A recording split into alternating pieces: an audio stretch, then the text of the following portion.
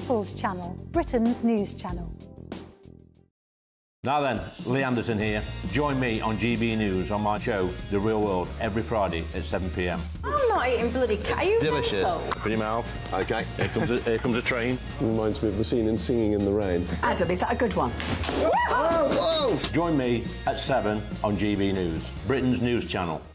When the news happens, it happens here. And really important breaking news. Breaking news this morning. On TV, radio and online, the news starts here on Britain's Newsroom. All the biggest stories and the answers that you need from across the UK and beyond. Join Britain's Newsroom from 9:30 on GB News. The People's Channel, Britain's news channel.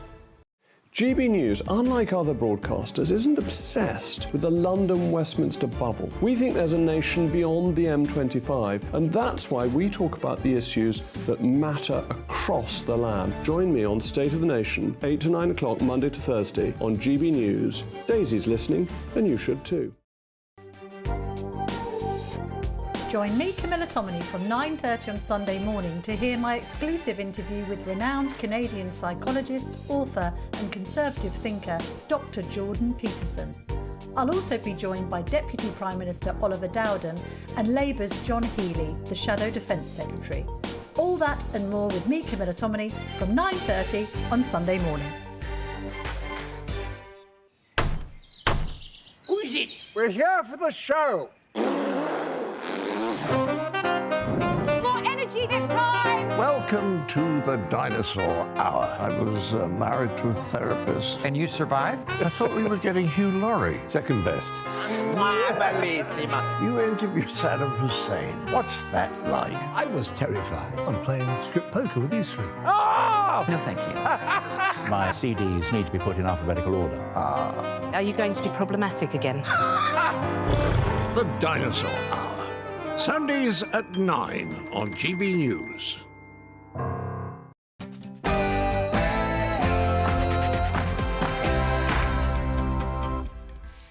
Hello, good afternoon and welcome. This is GB News on TV, online and on digital radio. I'm Nana Akua. And for the next few hours, me and my panel will be taking on some of the big topics hitting the headlines right now. This show is all about opinion. It's mine, it's theirs, and of course it's yours. We'll be debating, discussing, and at times we will disagree, but no one will be cancelled. So joining me in the next hour, broadcaster and columnist Lizzie Cundy, and also former Labour Party MP Simon Danczuk. Before we get started, let's get your latest news with Sophia.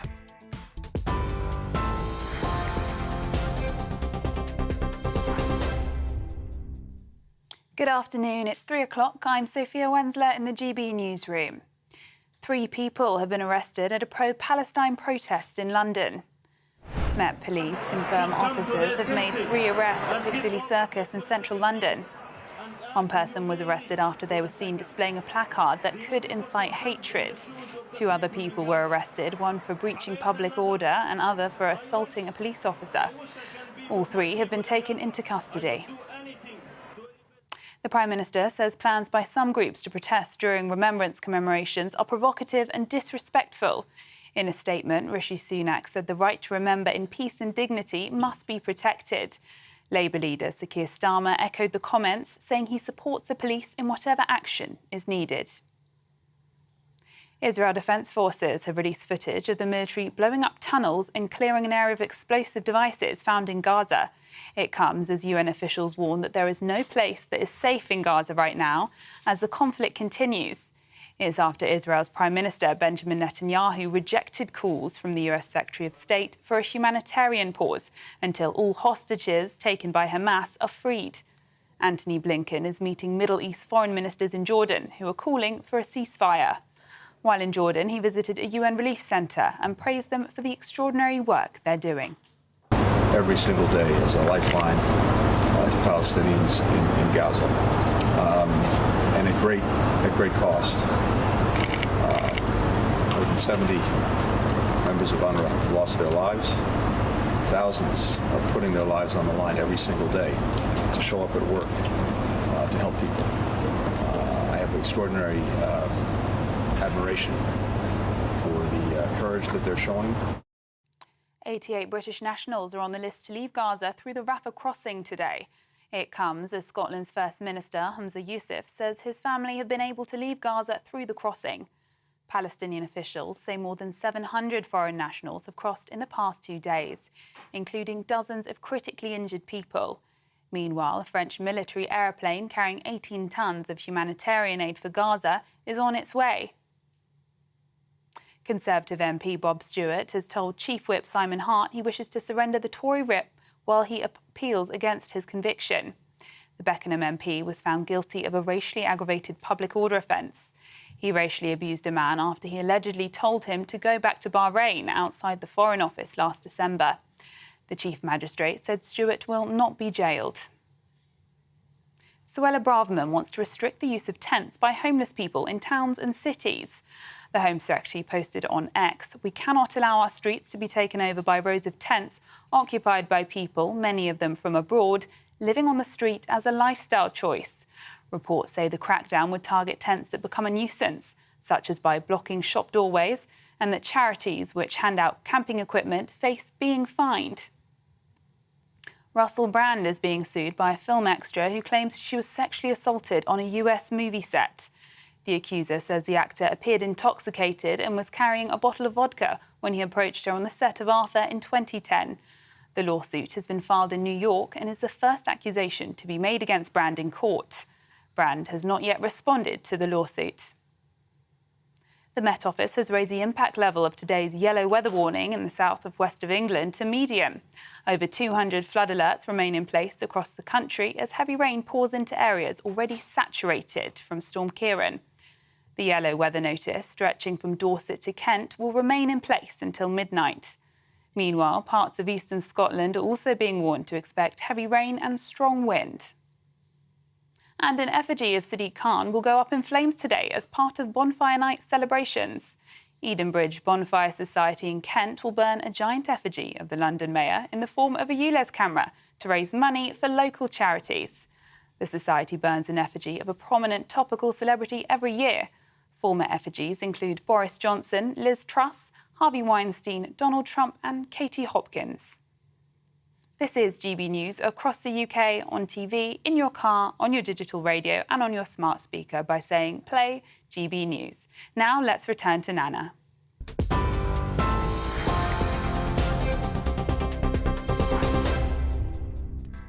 Thank you, Sophia. If you've just tuned in, it's just coming up to 6 minutes after 3 o'clock. I'm Nana Akua. This is GB News. We are the People's Channel. Now, coming up, as the United Nations warns there is no safe place in Gaza, Mark White joins us live from Tel Aviv. Then at 3:20, it's time for climate control. We unpack some of those myths around the climate. In the aftermath of Storm Ciarán, is it a sign of climate change or just simply more bad weather? Meteorologist Jim Dale and climate scientist Paul Burgess will be here. Then at 3:35, Catherine Forster will be at Trafalgar Square as pro-Palestinian supporters rally against another weekend. So another weekend of that. And David Mellor is my political spotlight this week from the current situation in Israel, Gaza.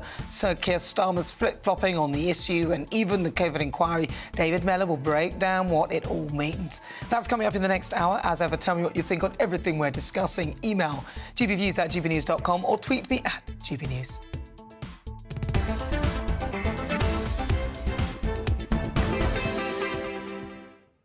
So 112 British nationals are set to leave Gaza through the Rafah crossing today. Meanwhile, Gaza's health ministry says 15 people have been killed and 60 wounded when Israel struck an ambulance in an attempt to target Hamas militants. Whilst on the ground here, the Prime Minister says holding a pro-Palestine protest on Armistice Day would be provocative and disrespectful. Rishi Sunak has asked the Home Secretary to support the Metropolitan Police in stopping remembrance commemorations such as the 2-minute silence being disrupted by Gaza protests next weekend. Tens of thousands of pro-Palestinian protesters are expected to march through London on the 11th and 12th November, calling for a ceasefire. Well, our security editor, Mark White, joins us now live from Tel Aviv. Mark, really good to talk to you. So, Mark, the Rafah crossing has opened. We've got some British nationals over it and across it. What is the feeling where you are in Israel? Well, we had some British nationals that managed to cross yesterday into Egypt, including the in-laws of the Scottish First Minister, Hamza Yusuf. Today, again, 112 were on the UK list, including 88 British nationals. However, the reports we're getting from the Rafah crossing indicate some kind of problems at the crossing, that crossing hasn't opened as of about an hour ago to let people across. So I think it just goes to the real difficulties and the lack of security in that general area, with both the Palestinian side, the Egyptian side, and of course the Israelis overseeing it as well. Some real concerns about who's crossing, whether they can cross in safety, the need for the Egyptians to ensure that it is a very controlled release of people, only people on a list that can go there. And of course what happens is this list goes out with 100 or so names, but a lot of them, it seems, can't get to the border, maybe because of the situation they're in. The area they're in might not be safe to leave to make it to the crossing, or they might not even be receiving the information in the first place, because there are very patchy communications in Gaza at the moment, understandably, with what is going on. And what is going on is a continued, very significant operation from the Israeli Defense Forces moving and encircling Gaza City itself. There was a pause for a few hours, which just ended about an hour or so ago, which was to allow people from northern Gaza to head south, to get south of the Gaza River area into southern Gaza. I'm not sure how many people will have been able to do that in just 3 hours, because that was all the window was open for. It may well be, I'm sure, that a lot of people in northern Gaza, given what has happened there, don't have access to that many vehicles, and it might be really difficult for them to get south. Some may have done it, hopefully, but there are still some 350 to 400,000 people in the north, despite weeks of the Israelis telling them to move south and to the relatively safer area of southern Gaza. But we're hearing that there's, well, an official said that there's no safe place in Gaza at all. No, there's not. And in fact, the Israeli Defense Forces alerted us this morning to an operation in southern Gaza where they bombed a group of Hamas terrorists, they said, who were coming out of a tunnel system in southern Gaza. All they're saying is it's relatively safe. You know, it's safer than the north. So the sensible thing to do, even though it's not that safe, is just to get out of the worst affected area. And it's going to get even worse in the north, because the big battle is still to happen. Even though we've had very fierce fighting that at last count had resulted in 260 Israeli soldiers wounded and 23 dead, and that was figures from a couple of days ago, so it may well have grown since then, and countless numbers of Hamas terrorists and civilians as well in the fighting as these troops move south. Now they have encircled Gaza City. That is the Hamas stronghold. They are well dug into that city, into buildings, into tunnel systems all around the city, well prepared for the Israeli advance and looking to booby trap the Israeli forces. So that is going to be the bloodiest campaign of all. And it's just horrific to contemplate the fact that hundreds of thousands still remain in that city. Mark White, thank you very much. We'll obviously catch up with you later on throughout the show. But I'm also now joined by mystifier Uri Geller, who is living in Tel Aviv, which is where he is. Uri, well, I mean, you know, the fighting is getting more and more intense. I know that rockets, some have landed inside Israel. Are you still safe, relatively safe where you are? Well, as I said before, first of all, Nana, thanks for having me on your show again. Just about half an hour ago, there was a barrage of missiles flying into Israel, hitting many cities. Again, luckily we have the Iron Dome, which shoots most of the missiles out of the sky. But I just saw on your news the demonstrations in London. Look, Nana, I'm actually shocked by the demonstrations happening in the streets of London. I mean, these are not pro-Palestinian rallies.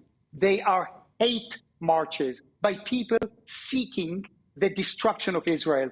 Look, next week on Britain's Remembrance Day, these same jihadists are planning a massive demonstration. This will be a desecration, in my opinion, of Britain's most solemn day and should not be allowed to go ahead. These people do not really care about the death of Muslims. I mean, here is a proof. They did not march in protest at 1 million Muslim civilians killed in Syria. They did not march in protest at 500,000 Muslim civilians killed in Yemen. They did not march against tens of thousands of Muslim civilians killed in Afghanistan. But they march against Israel, which is fighting terrorists in a war of self-defense. Uri, there's some people... Well, listen, I hear you, and it's difficult to... I personally don't think you can divide... It's difficult to divide Hamas from somebody who's pro-Palestinian, because in the end, the Hamas are embedded within there, and they're almost difficult to extract from there. But some people might argue, and I know one of my friends who went on a pro-Palestinian march was actually calling for peace. And, a lot of them were calling for peace. So I do agree that it should never be done on remembrance and armistice. I think that should be left well alone. It does seem provocative. But there will be people within those marches calling for peace. As my friend who was on one of these marches, I was like, why are you doing that? She said most of it was peaceful, where she was, and most people in her eyes were calling for peace. Listen, everybody wants peace. Israel, since the formation of Israel, we want peace. But tragically, we're surrounded by people who want to eradicate and erase Israel from the map. I mean, it's been said 1 million times before. And Nana, nobody fights wars as humanely as the IDF. It goes out of its way to try to limit civilian casualties. I mean, your country, Britain carpet bombed German cities during World War II, and nobody objected. So this is what's happening. Hamas, they have to be eradicated. And I just posted something horrific on my social media. I dare you all to look at my Twitter or my Facebook or my TikTok or my Instagram. You are going to be shocked at what I just posted. And that's Hamas. Yeah, but listen, there's no argument here and disagreement that Hamas are a terrorist organisation. I have no problem saying it. And with you 100%, I would like to see them eradicated, as I'm sure many people would. It's scary how it seems to be embedded within this movement. And it's very difficult to sort of extract it from those who are calling for peace, Uri. And I really pray that you stay safe there and you keep, communicating with us and telling us what's going on. Yeah? Thank you. Right. Thank you so much. Love to everyone. Bye. Yeah, you too. That's Uri Geller. He's a mystifier. He's there. He's living in Tel Aviv. He's an absolutely incredible guy. He's been keeping us updated as to what's going on there. But joining me now in the studio to stay with me for an hour, can't get rid of him, former British Army officer Henry Bolton. Henry, what do you want? I don't know. You invited me. I know. They know that. They know. You know that. I invited him. I don't know why. No, Henry. So, look, we're seeing this. Obviously, there is disagreement as to people calling for a ceasefire. How realistic that is, I don't know. When you're listening to the leader of, or one of the officials for Hamas, apparently, and it does appear to be that person, saying that he wanted a repeat of what happened on October the 7th. What do you think? Why are we insisting and saying this to Israel and Hamas when we know that's pretty much never going to happen? As we've just said, or Uri has just said, there is no peace in Gaza with Hamas. Hamas have it written within their DNA, if you like, to launch intifada and violent resistance to Israel. But it's not just resistance to sort of throw off any Israeli influence in in their lives. It is the destruction of Israel as a state. And you cannot have peace with a terrorist organisation that has that approach. And so Hamas has to go. And when people say destroy Hamas, eradicate Hamas, what it actually means is remove their capacity to wage war of any sort, terrorist or otherwise, against Israel. So, but you mentioned ceasefire just now. I think it's possibly important to define what we mean by ceasefire as opposed to humanitarian pause, which is, if we may. A ceasefire is established with the aim or the purpose to give the opportunity for the intention for peace talks, sustainable peace, if you like, to take grip. So there might be discussions that need to take place without some sort of terrible incident taking place whilst those talks are... So they basically stop firing their weapons whilst they're talking? With the intention of not picking them up again, ideally, afterwards. That's a ceasefire? That's a ceasefire. Now, a humanitarian or operational pause is within a defined geographical area for a defined and specific time period for a specific, in this case, humanitarian purpose. So another example might be for an exchange of prisoners. Or to retrieve wounded. Yeah, but it all ultimately amounts to the same thing. They should stop firing for a period of time. Correct. But when we call for a ceasefire, it is, in effect, because of the operational circumstances on the ground, a call for Israel to stop. It then gives Hamas the opportunity to regroup and reorganise, and that in itself will then perpetuate the battle that, as Uri quite rightly says, is to come. But it will make it worse, and the civilian casualties will become worse. Either, whether you call it a ceasefire or humanitarian pause, the bottom line is Hamas will manipulate that and use it to regroup and continue. So either way, you're asking Israel to disarm, and you're asking Hamas to rearm, and that's what it means. And if people want it does. And if people want an illustration from the region of how important this is, or how that's seen in the reason Egypt is so reluctant to let refugees from Gaza cross the Rafah crossing point into Egypt is because they believe, as neighbours of Gaza, that Hamas will infiltrate those refugees and will then launch its war against Israel from Egyptian territory, thereby effectively destroying the peace agreement or the peace that has existed between Egypt and Israel. They don't want them there either. We need to listen to that. And I think Yuri's absolutely right about what he says on the protests here. That's a serious problem. Yeah, well, listen, Henry will be with me for the whole hour. But if you just joined me, welcome on board. It's just coming up to 21 minutes after 3 o'clock. This is GB News on TV, online and on digital radio. Coming up, another weekend, another pro-Palestine protest is grinding our cities to a halt. Catherine Forster will be live at Trafalgar Square to give us an update. But up next, with Storm McKieran battering Britain this week, meteorologist Jim Dale and climate scientist Paul Burgess will be debating what's really behind the wild weather. This is GB News.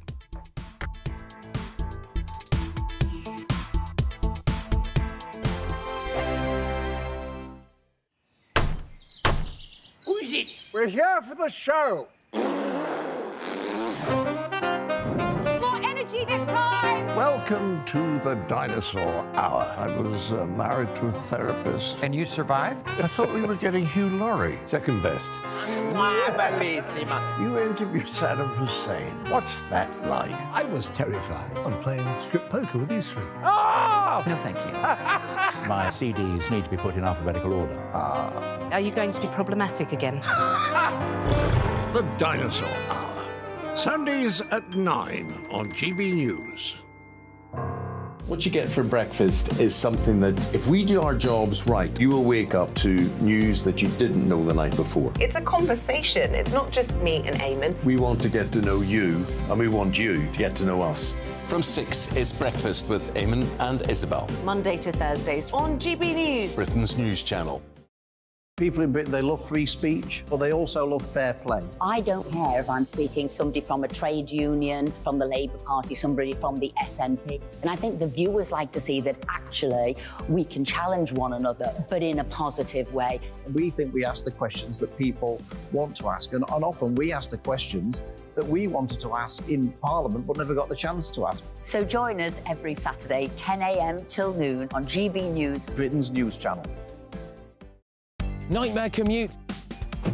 Kick it up a gear with me, Patrick Christie's, at drive time, 3 till 6 p.m, Monday to Friday on GB News Radio.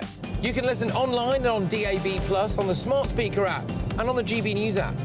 And if you've got an Alexa, all you have to say is, Alexa, play GB News. We're also on TuneIn and the Radio Player apps. From the school run to rush hour, get revved up with me, Patrick Christie's, on GB News and GB News Radio.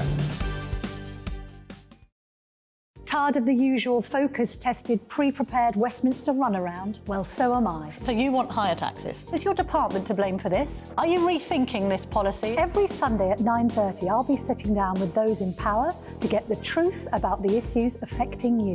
Let's be honest, we've known about the cost pressures of this project for years, not months. That's the Camilla Show, a politics show with personality. On GB News, the People's Channel, Britain's news channel.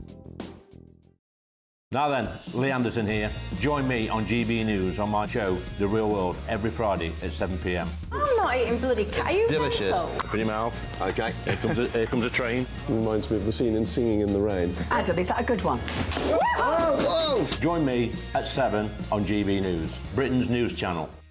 When the news happens, it happens here. And really important breaking news. Breaking news this morning. On TV, radio and online, the news starts here on Britain's newsroom. All the biggest stories and the answers that you need from across the UK and beyond. Join Britain's newsroom from 9:30 on GB News. The People's Channel, Britain's news channel.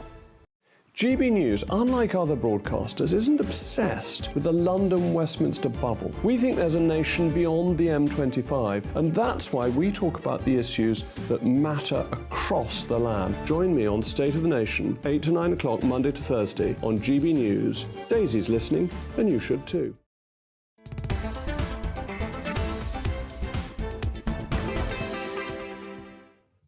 Good afternoon. This is coming up to 25 minutes after 3 o'clock. If you've just tuned in, where have you been? It's OK. You've only missed about 24 minutes. I'm Nana Akua. We are live on TV, online and on digital radio. We were discussing lots of things. Don't forget, you can get in touch in the usual way, gbviews@gbnews.com, or tweet me at gbnews. Now, it's time, though, for Climate Control, where we unpick the latest stories relating to the debate around climate change. Now, today, Storm Ciarán, a sign of climate change, is it? Or is it just bad weather?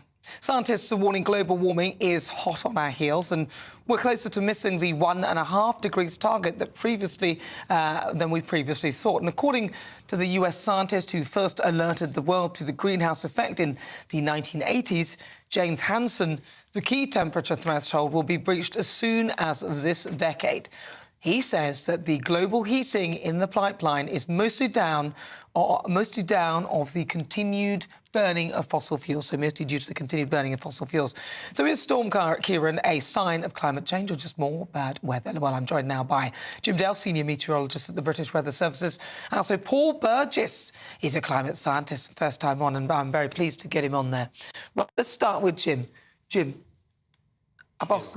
Ciarán, not Ciarán. All right. Apparently. All right, well, if that's the best you can do, right, No, carry go on. on. Go on. Get on with it. I've asked the the question. It was within the question that I asked. Is it a sign of climate change or is it just weather? Do you know what? At this moment, I can't say, and I don't think Paul can either, in terms of whether Ciarán... Well, Paul can speak for himself. Yeah, I'm sure. I'm saying it's too early to be able to say that particular storm. It's a one-off event, much as Babette was a one-off event. But you could tell that I think there was an element within Babette that meant climate change was in there to a certain degree. Well, it's as I say, these things get sort of chewed over in time. They're not something you make an instantaneous decision on because it's a short-term event. It's not. Short-term events are weather. Let's make that absolutely clear. Can I just remind you of how you compared Storm Babette to a bath that was overflowing, and it gets to a point and then it tips over, and that's the tipping point. And when I asked you the percentage, you couldn't give me an answer, no, but because you said that it was. Now you're saying that it's going to take time to work out whether it is or it isn't. Not Babette, I believe that's the case. For this one, Kieran, it was more about wind than it was about rainfall necessarily. So, look, these things, they're all very different. Storms come in different colours, different shapes, and it's a short-term event. There are many short-term events that we see. What are you using, then, to determine the difference between Kieran and Babette?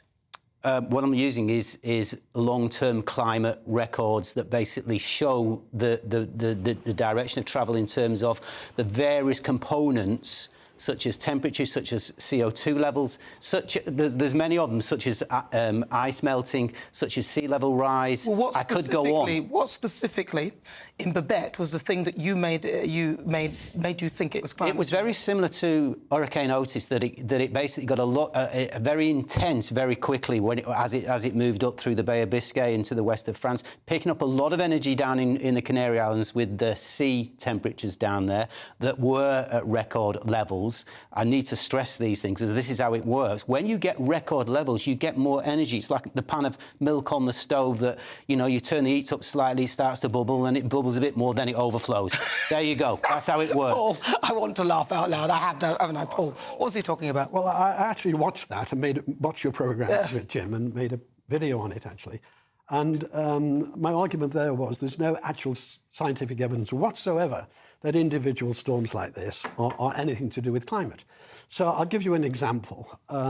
If you want to look at, say, the Arctic, people started in 1979, all the records you'll see. So if you've got a cycle and it starts in 1979, which is the highest Arctic ice cover for a couple of hundred years, and we declined it, fine. But what I do on my video is I then give you the records before 1979. It was much lower, of course, in the 1950s.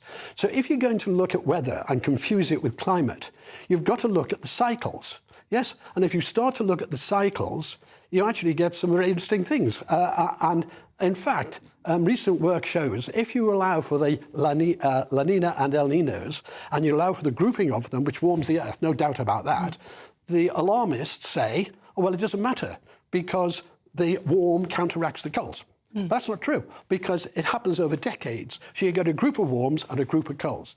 If you actually allow for that, and I've got the graphs here, which obviously radio people can't see, if you allow for that, then, and allow since 1959, there is no climate temperature increase at all.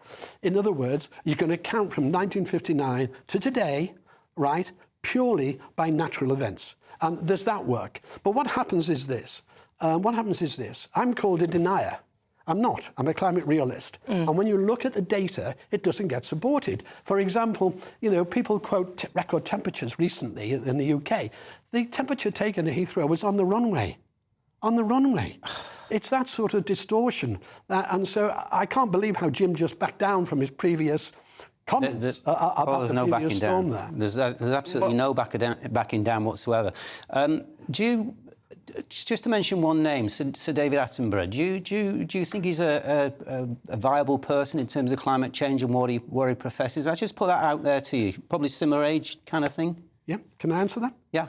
OK. What you're doing, by the way, is not acceptable in science. It's called an appeal to authority, but I'll answer it anyway. No, I'll answer it anyway.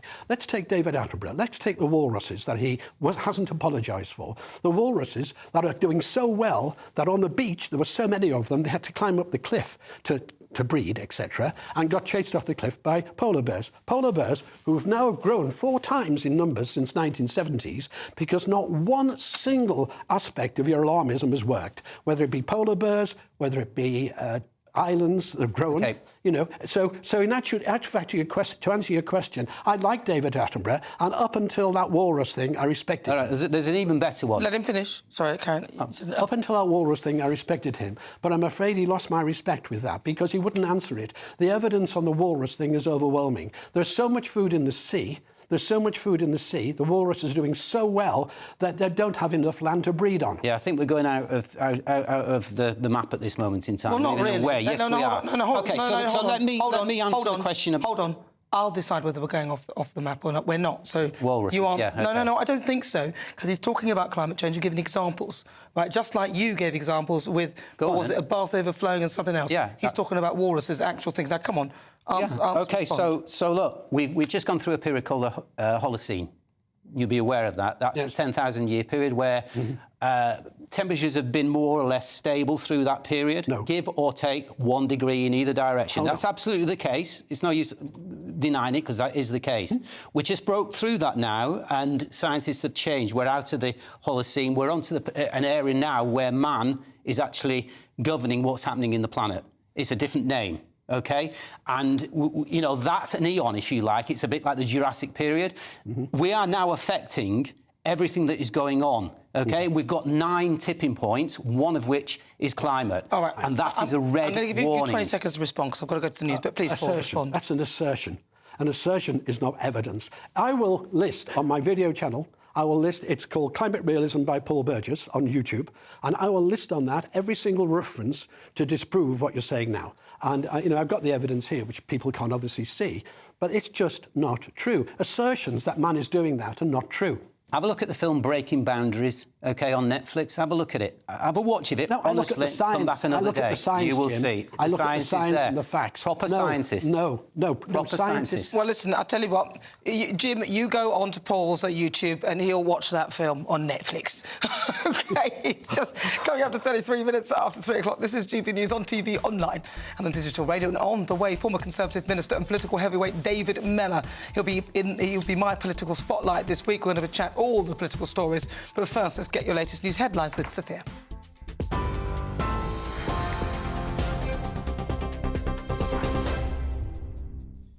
It's 3:33. I'm Sophia Wensler in the GB newsroom.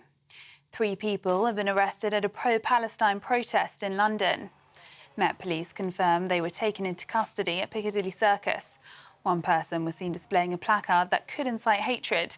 Another was arrested on suspicion of breaching public order, and the third for assaulting a police officer.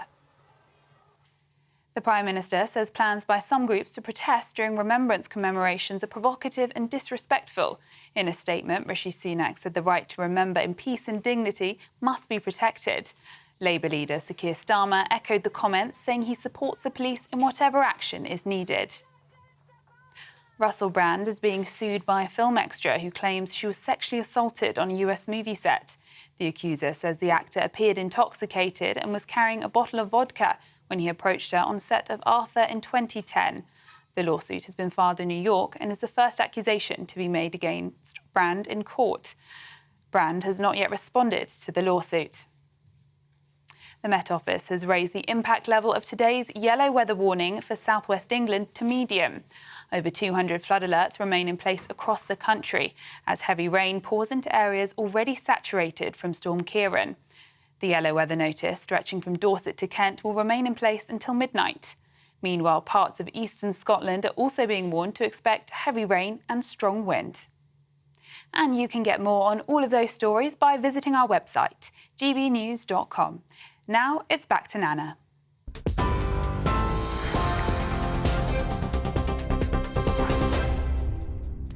Thank you, Sophia. 35 after 3. This is GB News. We are the People's Channel. Coming up, former Conservative Minister and political heavyweight David Mellor will be live. He'll be in my political spotlight this week as we chat all the top political stories. But next, another weekend of pro-Palestine rallies grinding our cities to a halt. A GB News People's poll has revealed that Britons think that we'll be revealing all next. Don't go anywhere. In a world of dull and predictable radio and TV shows. Oh, hi. On Mark Dolan tonight, we've got big guests. We drill into the big stories of the day. The show adds up to a brilliant listening and viewing experience. Mark Dolan Tonight is the most entertaining current affairs show ever, and that's a fact. Join me, Mark Dolan, Fridays and Saturdays from 9, Sundays from 10. Only on GB News, the People's Channel, Britain's news channel. There's only 3 people you can trust in life. Your doctor, your lawyer and your nana. I'm not sure. So join me, Nana Akua, at 3 p.m. every Saturday and Sunday, where we discuss the biggest topics of the weekend. Be ready for battle. Could you be quiet? What is this? It's my new teeth. It's your new teeth. I don't bite. Well, not without a good reason. Always honest, always fun. Every weekend at 3 p.m. on GB News, the People's Channel, Britain's news channel. So Jubes & Co, we tackle the issues of the day with real, robust debate, both sides of the fence, battling it out with me in the middle with my forthright opinions and views. And often really interesting things happen because you start with a position and then by the end of the debate you find actually, well, I might not have thought about that one. What we need in this country is 2 new political parties. You should maybe think about doing a 2024 calendar. I'm Michelle Dewberry and I'm keeping you company right through until 7 o'clock this evening. GB News, the People's Channel, Britain's watching.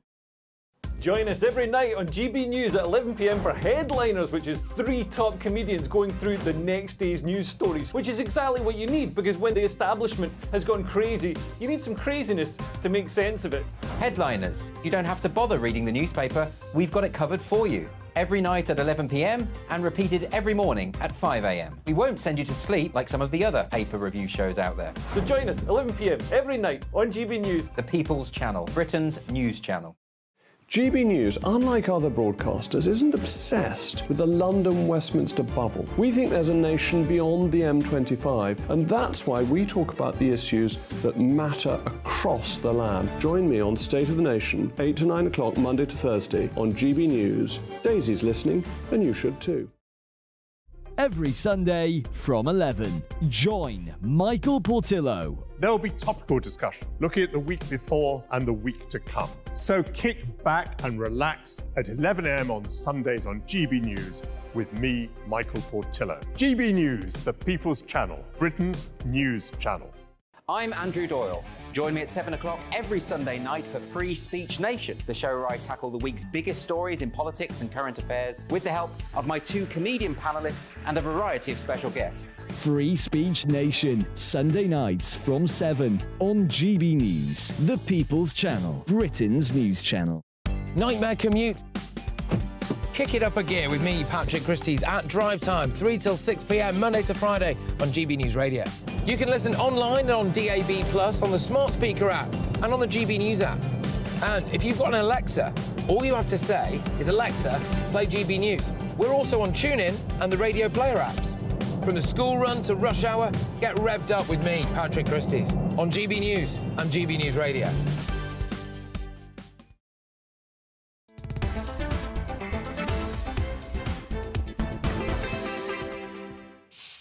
Good afternoon, welcome on board. This is GB News. We are the People's Channel. Don't forget, you can also stream the show live on YouTube. I'm Nana Akua.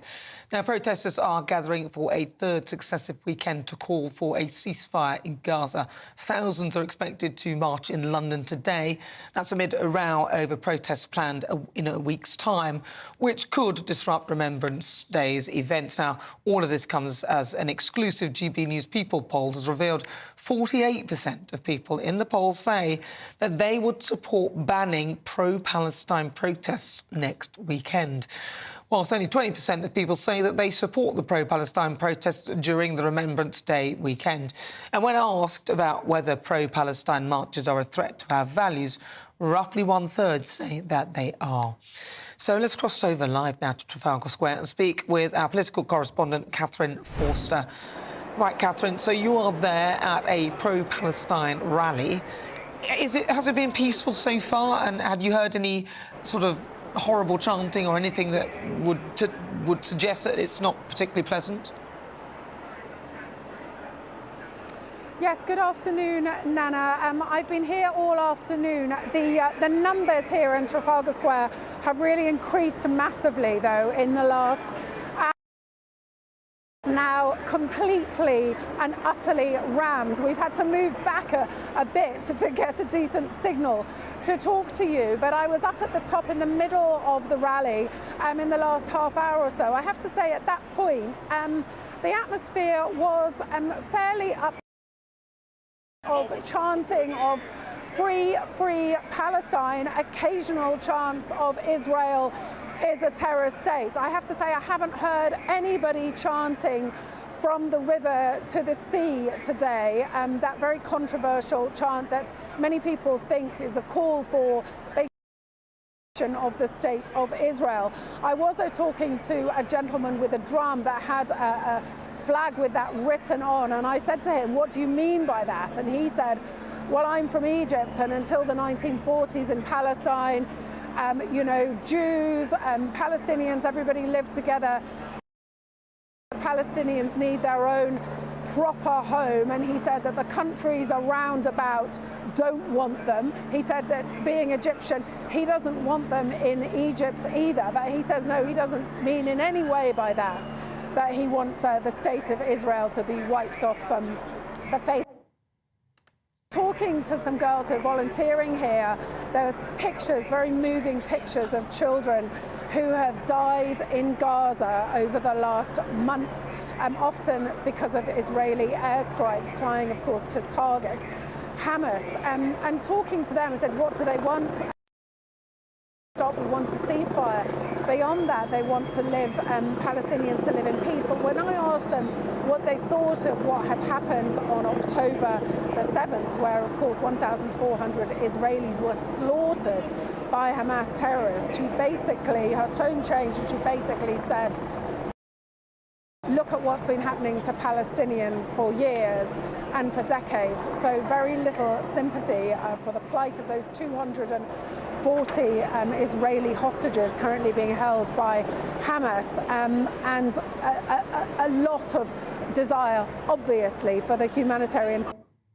Listen, Catherine, your sound is a bit dicey. Your sound's a little bit dicey, so we're struggling with your signal, but we will catch up with her later. That's Catherine Foster. She was there at a pro-Palestine march. Now, lots of you have been getting in touch with your views. I'll read some of them. You've been getting in touch, gbviews@gbnews.com.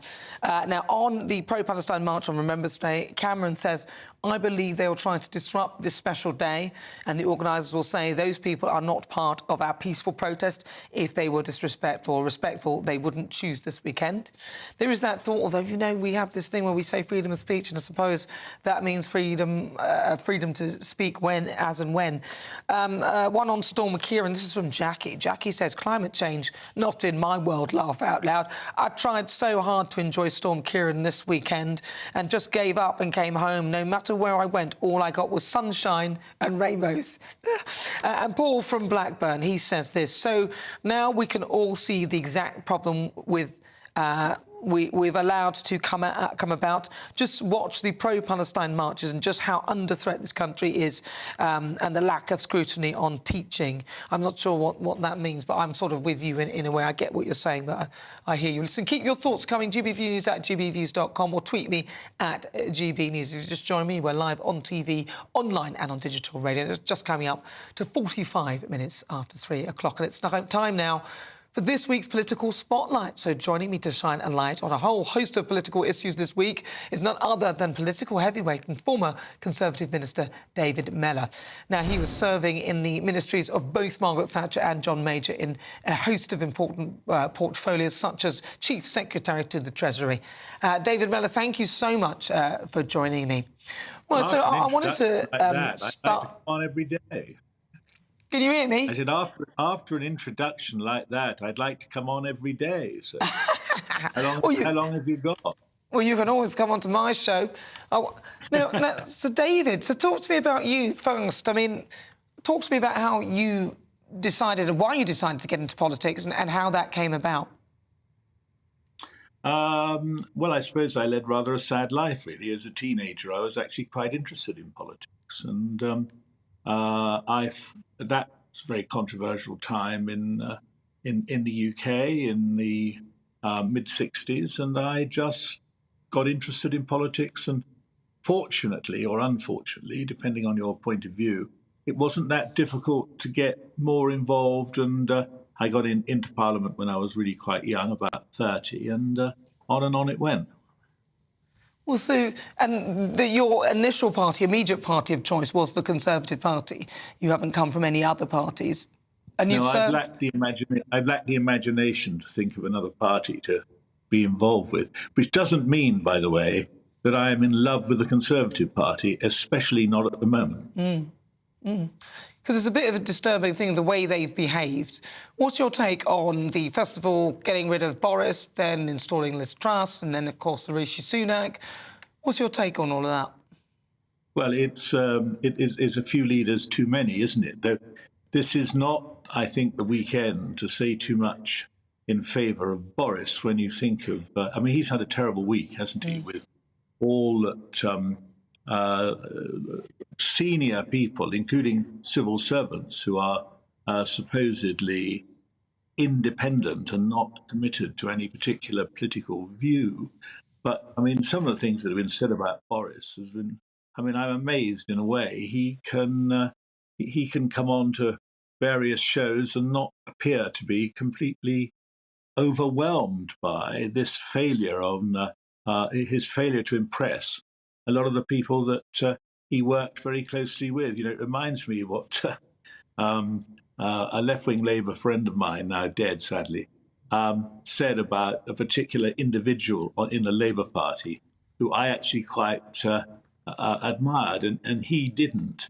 And he said, you know, I've always thought he was quite good. Oh, yes, he said, he's well liked by everybody who doesn't know him. And in a way, you feel that's where Boris is at the moment. Yeah, the inquiry, I'm actually a little bit annoyed listening to the inquiry that they're focusing on he said, she said, and I'd actually like them to focus more on how they handled the pandemic and their preparation and their communication with the British public, rather than a lot of this internal stuff that seems, just some of it seems a little bit trivial, although, you know, it wasn't a great time. But what about Nadine Dorries? She's but we're obsessed with obsessed with trivia, aren't we? We're obsessed with trivia because, and of course, with so much news around, the fact that some of that news is trivial. But look, can I get at one point that seemed to me quite important? I was listening to a typical left-wing Labour actress going on about, and I felt sorry for her because her mother had died during this pandemic. And then she suddenly starts saying, you know, all the things that happened that also happened over AIDS. And I was one of the ministers responsible for AIDS policy. And the interesting thing about AIDS policy is it didn't suffer from the kind of shambles that this government is faced with.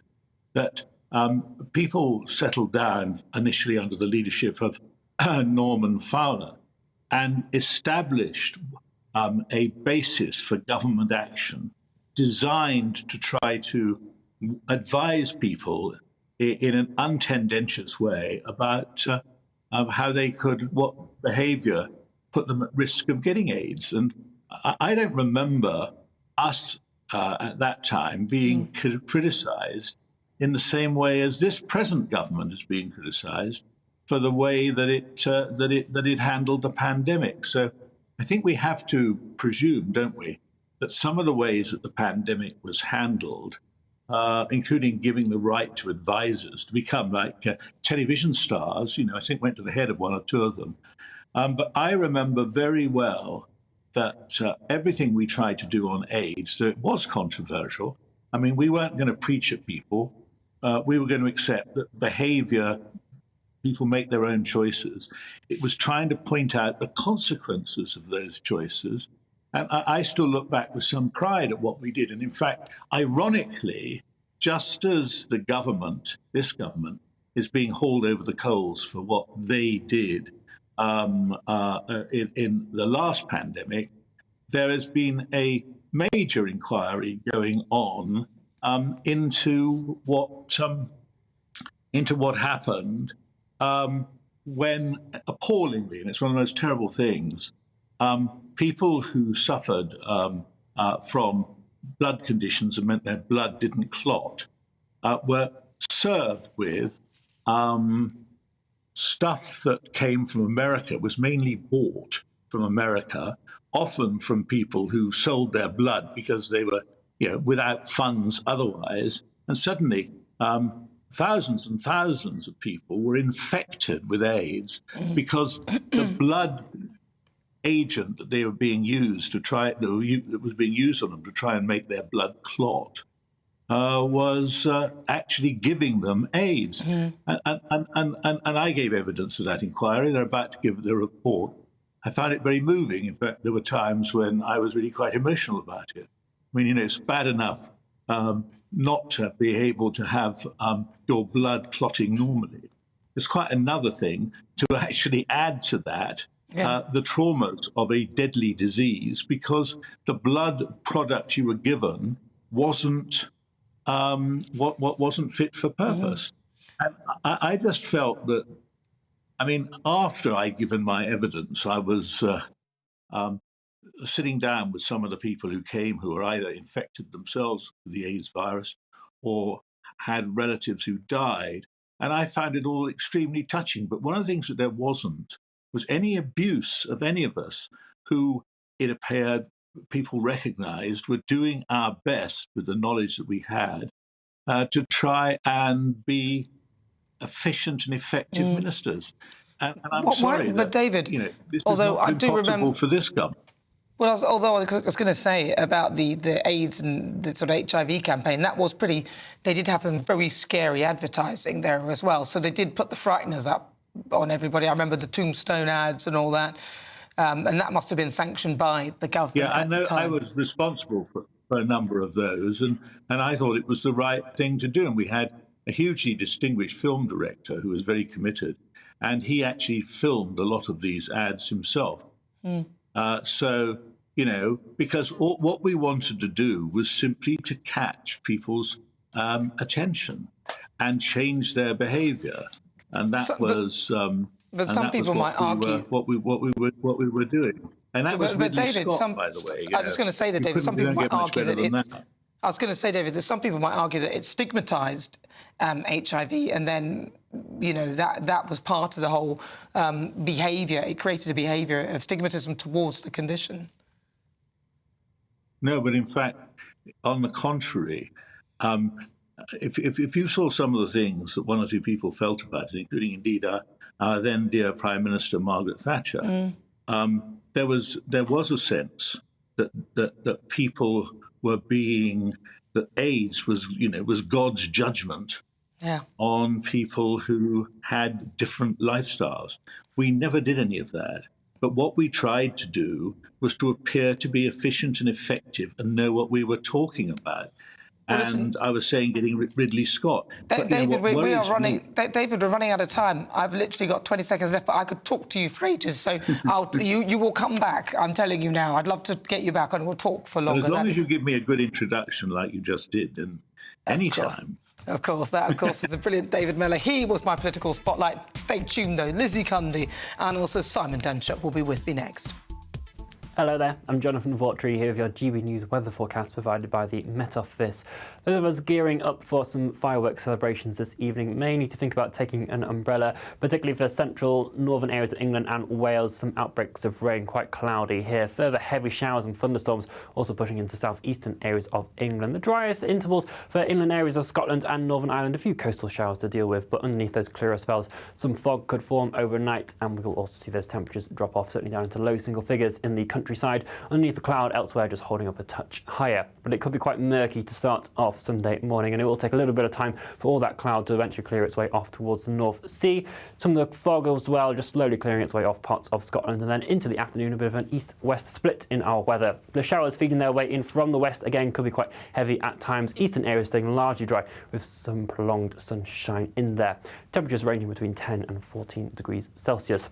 As we start off the new working week, low pressure is still close by, but it's situated to the northeast of us, so we start feeding in this northwesterly airflow quite persistently. So relatively similar situation compared to Sunday, where those showers will continue to push their way into western areas, may begin to arrive further inland as we head throughout the day, but certainly the further east you are, the more likely you are to stay dry and see that sunshine. Similar situation as we head into Tuesday, but Wednesday sees some slightly more persistent area of rain beginning to arrive. Enjoy your evening. Bye-bye.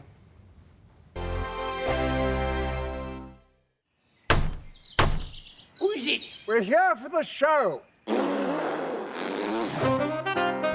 More energy feisty this time! Welcome to the Dinosaur Hour. I was married to a therapist. And you survived? I thought we were getting Hugh Laurie. Second best. You interviewed Saddam Hussein. What's that like? I was terrified. I'm playing strip poker with these three. Oh! No, thank you. My CDs need to be put in alphabetical order. Are you going to be problematic again? The Dinosaur Hour. Sundays at 9 on GB News. What you get for breakfast is something that, if we do our jobs right, you will wake up to news that you didn't know the night before. It's a conversation. It's not just me and Eamon. We want to get to know you, and we want you to get to know us. From 6, it's Breakfast with Eamon and Isabel. Monday to Thursdays on GB News. Britain's news channel. People in Britain, they love free speech, but they also love fair play. I don't care if I'm speaking somebody from a trade union, from the Labour Party, somebody from the SNP. And I think the viewers like to see that actually we can challenge one another, but in a positive way. We think we ask the questions that people want to ask, and often we ask the questions that we wanted to ask in Parliament but never got the chance to ask. So join us every Saturday, 10 a.m. till noon on GB News, Britain's news channel. Nightmare commute.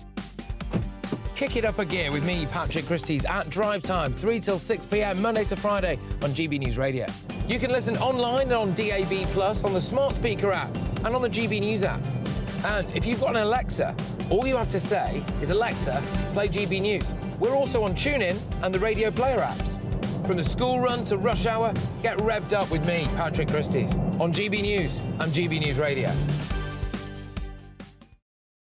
Tired of the usual focus-tested, pre-prepared Westminster runaround? Well, so am I. So you want higher taxes? Is your department to blame for this? Are you rethinking this policy? Every Sunday at 9:30, I'll be sitting down with those in power to get the truth about the issues affecting you. Let's be honest, we've known about the cost pressures of this project for years, not months. That's the Camilla Show, a politics show with personality. On GB News, the People's Channel, Britain's news channel. Now then, Lee Anderson here. Join me on GB News on my show, The Real World, every Friday at 7 p.m. I'm not eating bloody cat. Are you Delicious. mental? Open your mouth. OK, here comes a train. Reminds me of the scene in Singing in the Rain. Adam, is that a good one? Whoa! Join me at 7 on GB News, Britain's news channel. When the news happens, it happens here. And really important breaking news. Breaking news this morning. On TV, radio and online, the news starts here on Britain's Newsroom. All the biggest stories and the answers that you need from across the UK and beyond. Join Britain's Newsroom from 9:30 on GB News. The People's Channel, Britain's news channel. GB News, unlike other broadcasters, isn't obsessed with the London-Westminster bubble. We think there's a nation beyond the M25, and that's why we talk about the issues that matter across the land. Join me on State of the Nation, 8 to 9 o'clock, Monday to Thursday, on GB News. Daisy's listening, and you should too.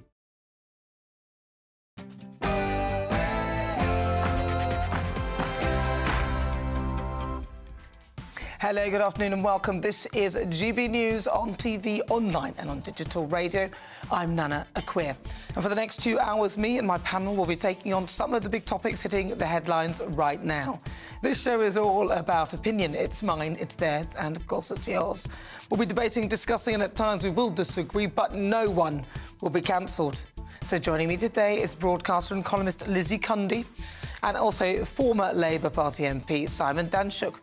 I'm sorry you didn't get single shots. They like their single shots. Right, so before we get started, though, let's get your latest news headlines with Ray.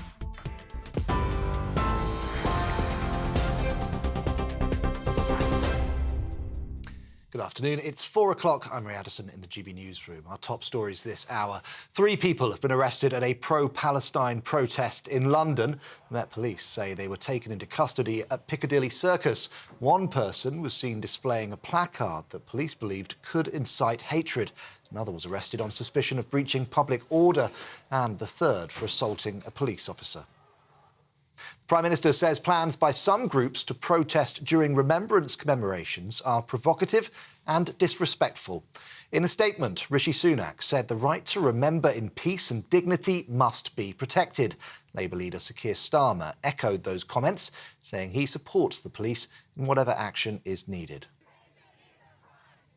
Israel Defense Forces have released footage of the military blowing up tunnels in Gaza and clearing an area of explosive devices. It comes as UN officials warn that there is no place that is safe in the Strip as the conflict continues. Israel's PM, Benjamin Netanyahu, has rejected calls from the US Secretary of State for a humanitarian pause until all hostages taken by Hamas are freed. Antony Blinken has been meeting Middle East foreign ministers in Jordan. While there, he visited a UN relief centre and praised them for the extraordinary work that they're doing. Every single day is a lifeline to Palestinians in Gaza, and at great cost. More than 70 members of UNRWA have lost their lives. Thousands are putting their lives on the line every single day to show up at work, to help people. I have extraordinary admiration for the courage that they're showing. Well, 112 UK nationals are on the list to leave Gaza through the Rafah crossing today. It comes as Scotland's First Minister, Humza Yousaf, announced that his family has been able to leave Gaza through that crossing. Palestinian officials saying that more than 700 foreign nationals have crossed in the past 2 days, including dozens of critically injured people. Well, back here, Conservative MP Bob Stewart has told Chief Whip Simon Hart he wishes to surrender the Tory whip while he appeals against his conviction. The Beckenham MP was found guilty of a racially aggravated public order offence. He racially abused a man after he allegedly told him to go back to Bahrain outside the Foreign Office last December. The Chief Magistrate said that Stewart will not be jailed. Suella Braverman wants to restrict the use of tents by homeless people in towns and cities, warning that British streets risk going the same way as some in the United States. Posting on X, the Home Secretary said many tents are occupied by people from abroad, living on the streets as, quote, a lifestyle choice.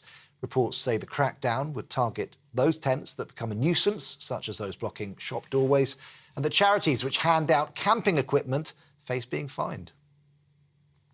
Russell Brand is being sued by a film extra who claims that she was sexually assaulted on a US movie set. The accuser says the actor appeared intoxicated and was carrying a bottle of vodka when he approached her on the set of Arthur back in 2010. The lawsuit has been filed in New York and is the first accusation to be made against Brand in court. He has not yet responded to that lawsuit. The Met Office has raised the impact level of today's yellow weather warning for southwest England to medium as heavy rain pours into areas already saturated after Storm Ciarán. Over 200 flood alerts remain in place across the country. The yellow notice stretches from Dorset to Kent and will remain in place until midnight. Meanwhile, parts of eastern Scotland are also being warned to expect heavy rain and strong winds. An effigy of Sadiq Khan will go up in flames today as part of Bonfire Night celebrations. Edenbridge Bonfire Society in Kent will burn a giant image of the London mayor in the form of a ULEZ camera to raise money for local charities. The society burns the likeness of a prominent topical celebrity each year. Previous targets include Boris Johnson, Liz Truss, Harvey Weinstein, Donald Trump and Katie Hopkins. This is GB News across the UK on TV, in your car, on digital radio and on your smart speaker by saying, play GB News. Now let's get back to Nana.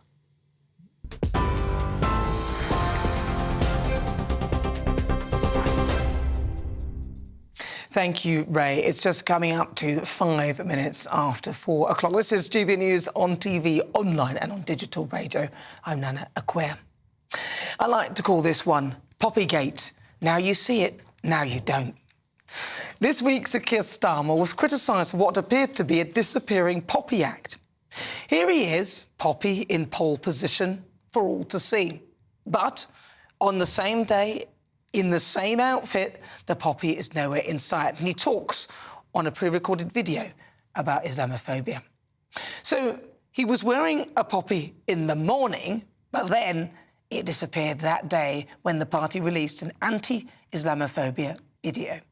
He might argue that this was unintentional, but I'm not buying it. You see, the problem Keir Starmer has is that he is, in my view, a band-aid, a plaster over the anti-Semitism that still exists in his Labour Party. This conflict between Israel and Hamas has exposed a gaping wound, one that simply hasn't healed. And it all started when Sir Keir Starmer went on LBC and made these comments. I'm very clear. Israel does have that right to defend herself, and Hamas bears responsibility. A siege is appropriate? Cutting off power, cutting off water? Well, I think that Israel does have that right. It is an ongoing situation.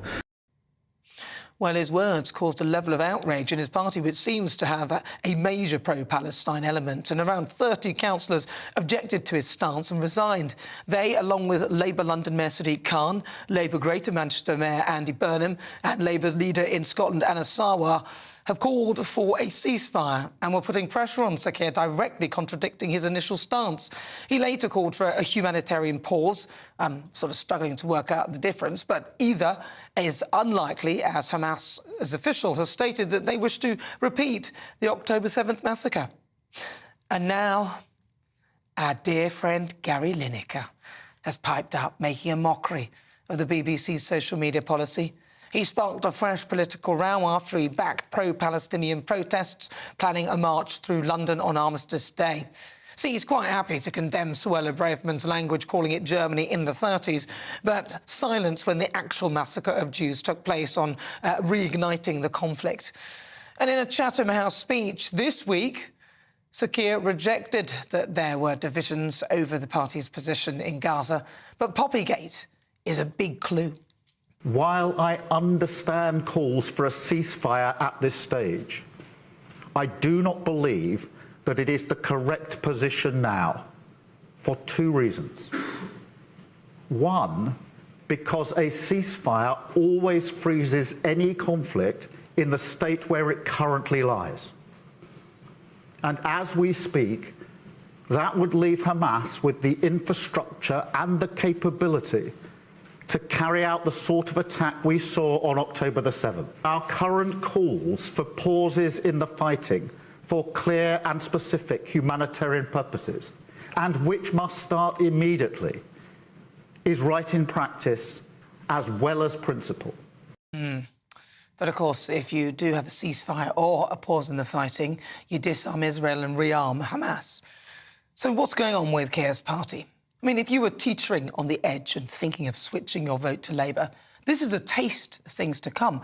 Whilst it's true the Tory party are in power and have done a dismal job in office, there's no guarantee, hard though it is to believe, that the Labour Party will do much better. You see this, Sir Keir? It's a poppy. My parents are from Ghana. I was born in Newcastle upon Tyne, and I am a black woman. I'm not afraid to be called black, because I am, and I'm a woman. Glad you finally know what one is. And I'm certainly not afraid to wear my poppy proudly, and I don't care who I offend.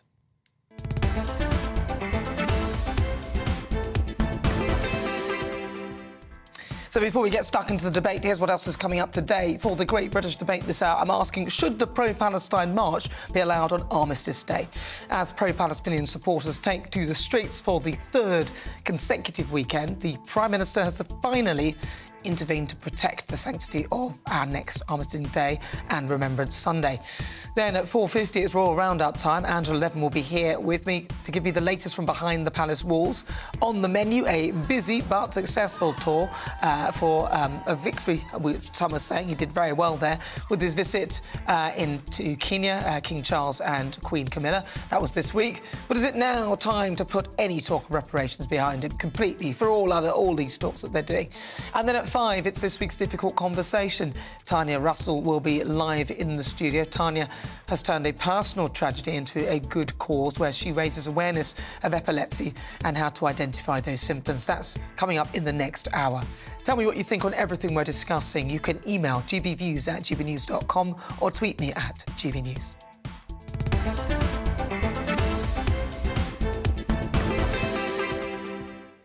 Right, let's get started. Let's welcome again to my panel broadcaster and columnist Lizzie Cundy, as the former Labour MP Simon Danchuk. Simon, I've got to come to you immediately because we are talking about the Labour Party, and I think a lot of people are looking at it and saying, well, it looks like it's a bit divided, and divided in a somewhat unsavoury manner. The Labour Party is completely divided over the Israel-Palestine situation, and I'm in no doubt that Keir Starmer took his poppy off for the Islamophobia video that he did quite deliberately because he's trying to kowtow to the Muslim vote. That's who we believe will be watching the video primarily. Although he did argue that you know, that it was just, we didn't notice and it was just something that... This guy has...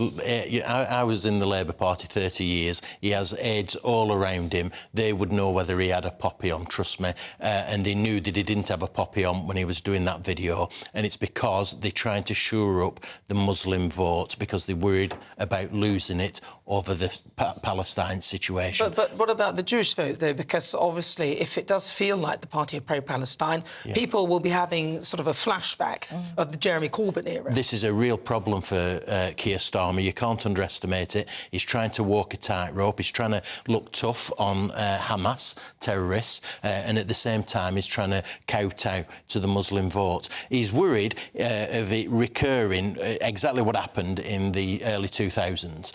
When Britain went into the Iraq war and at the 2005 general election, Labour lost loads of Muslim voters to the Liberal Democrats. And he's worried about that happening again. That's the reality. I think he should be more concerned about the vote for a lot of the people, the majority of people in this country, because they're a far bigger vote. Oh, I completely agree with you. I totally agree. So basically, Simon's saying he's a liar because he's lied about the poppy. He knew that. I mean... Well, he can't guarantee it, though, can he? He can't say for sure, because we don't know. Keir Starmer, look, the whole thing, we don't know what he believes, his policies, who he is. Unfortunately, he's shown himself for what he really is.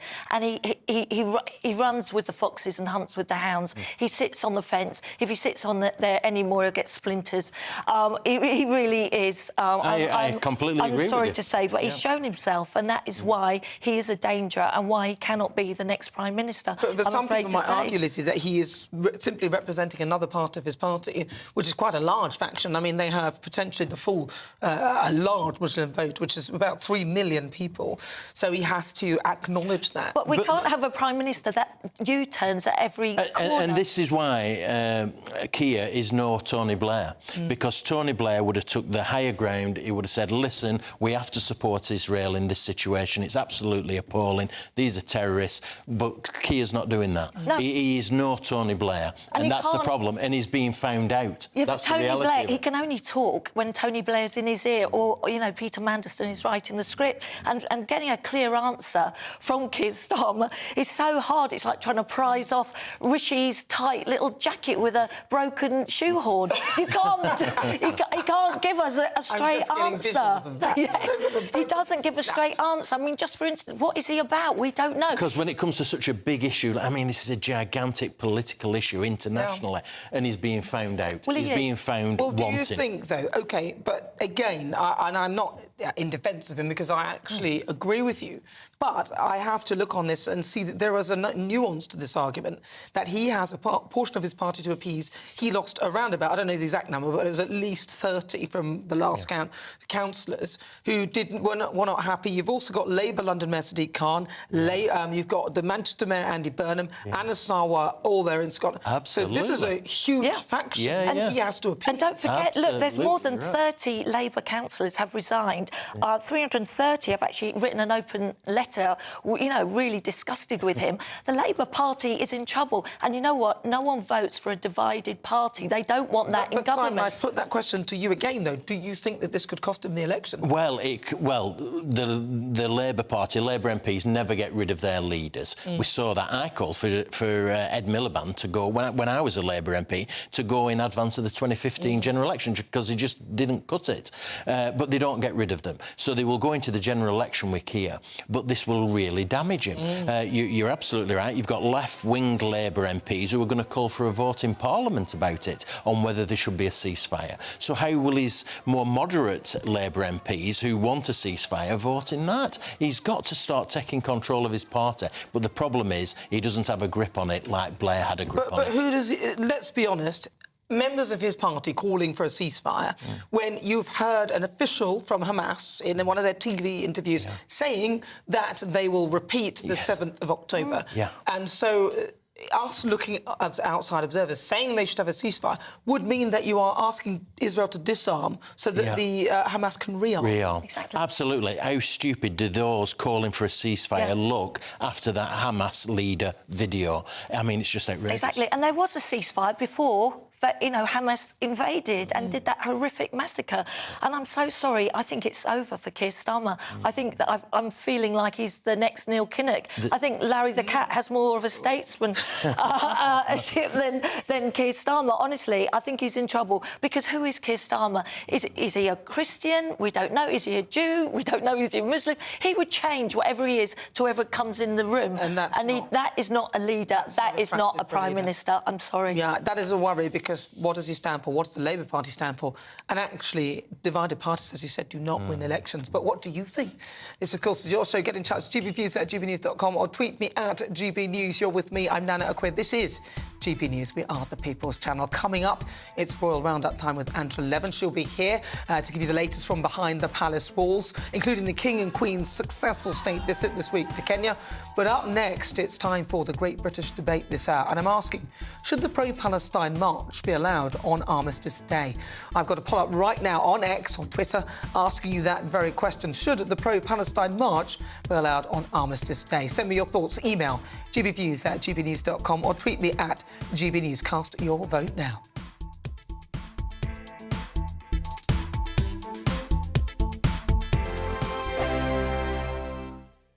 In a world of dull and predictable radio and TV shows. Oh, hi. On Mark Dolan tonight, we've got big guests. We drill into the big stories of the day. The show adds up to a brilliant listening and viewing experience. Mark Dolan tonight is the most entertaining current affairs show ever, and that's a fact. Join me, Mark Dolan, Fridays and Saturdays from 9, Sundays from 10. Only on GB News, the People's Channel, Britain's news channel. There's only 3 people you can trust in life. Your doctor, your lawyer, and your nana. I'm not sure. So join me, Nana Akua, at 3 p.m. every Saturday and Sunday, where we discuss the biggest topics of the weekend. Be ready for battle. Could you be quiet? What is this? It's my new teeth. It's your new teeth. I don't bite. Well, not without a good reason. Always honest, always fun. Every weekend at 3 p.m. on GB News, the People's Channel, Britain's news channel. So Jubes and Kerr, we tackle the issues of the day with real, robust debate, both sides of the fence, battling it out with me in the middle with my forthright opinions and views. And often really interesting things happen because you start with a position and then by the end of the debate you find actually, well, I might not have thought about that one. What we need in this country is 2 new political parties. You should maybe think about doing a 2024 calendar. I'm Michelle Dewberry and I'm keeping you company right through until 7 o'clock this evening. GB News, the People's Channel, Britain's watching. Join us every night on GB News at 11 p.m. for Headliners, which is 3 top comedians going through the next day's news stories, which is exactly what you need, because when the establishment has gone crazy, you need some craziness to make sense of it. Headliners. You don't have to bother reading the newspaper. We've got it covered for you. Every night at 11 p.m. and repeated every morning at 5 a.m. We won't send you to sleep like some of the other paper review shows out there. So join us 11 p.m. every night on GB News, the People's Channel, Britain's news channel. GB News, unlike other broadcasters, isn't obsessed with the London-Westminster bubble. We think there's a nation beyond the M25, and that's why we talk about the issues that matter across the land. Join me on State of the Nation, 8 to 9 o'clock, Monday to Thursday, on GB News. Daisy's listening, and you should too. Every Sunday from 11, join Michael Portillo. There'll be topical discussion, looking at the week before and the week to come. So kick back and relax at 11 a.m. on Sundays on GB News with me, Michael Portillo. GB News, the People's Channel, Britain's news channel. I'm Andrew Doyle. Join me at 7 o'clock every Sunday night for Free Speech Nation, the show where I tackle the week's biggest stories in politics and current affairs with the help of my 2 comedian panelists and a variety of special guests. Free Speech Nation, Sunday nights from 7 on GB News, the People's Channel, Britain's news channel. Nightmare commute. Kick it up a gear with me, Patrick Christys, at drive time, 3 till 6 p.m, Monday to Friday on GB News Radio. You can listen online and on DAB+, on the smart speaker app and on the GB News app. And if you've got an Alexa, all you have to say is, Alexa, play GB News. We're also on TuneIn and the Radio Player apps. From the school run to rush hour, get revved up with me, Patrick Christys, on GB News and GB News Radio.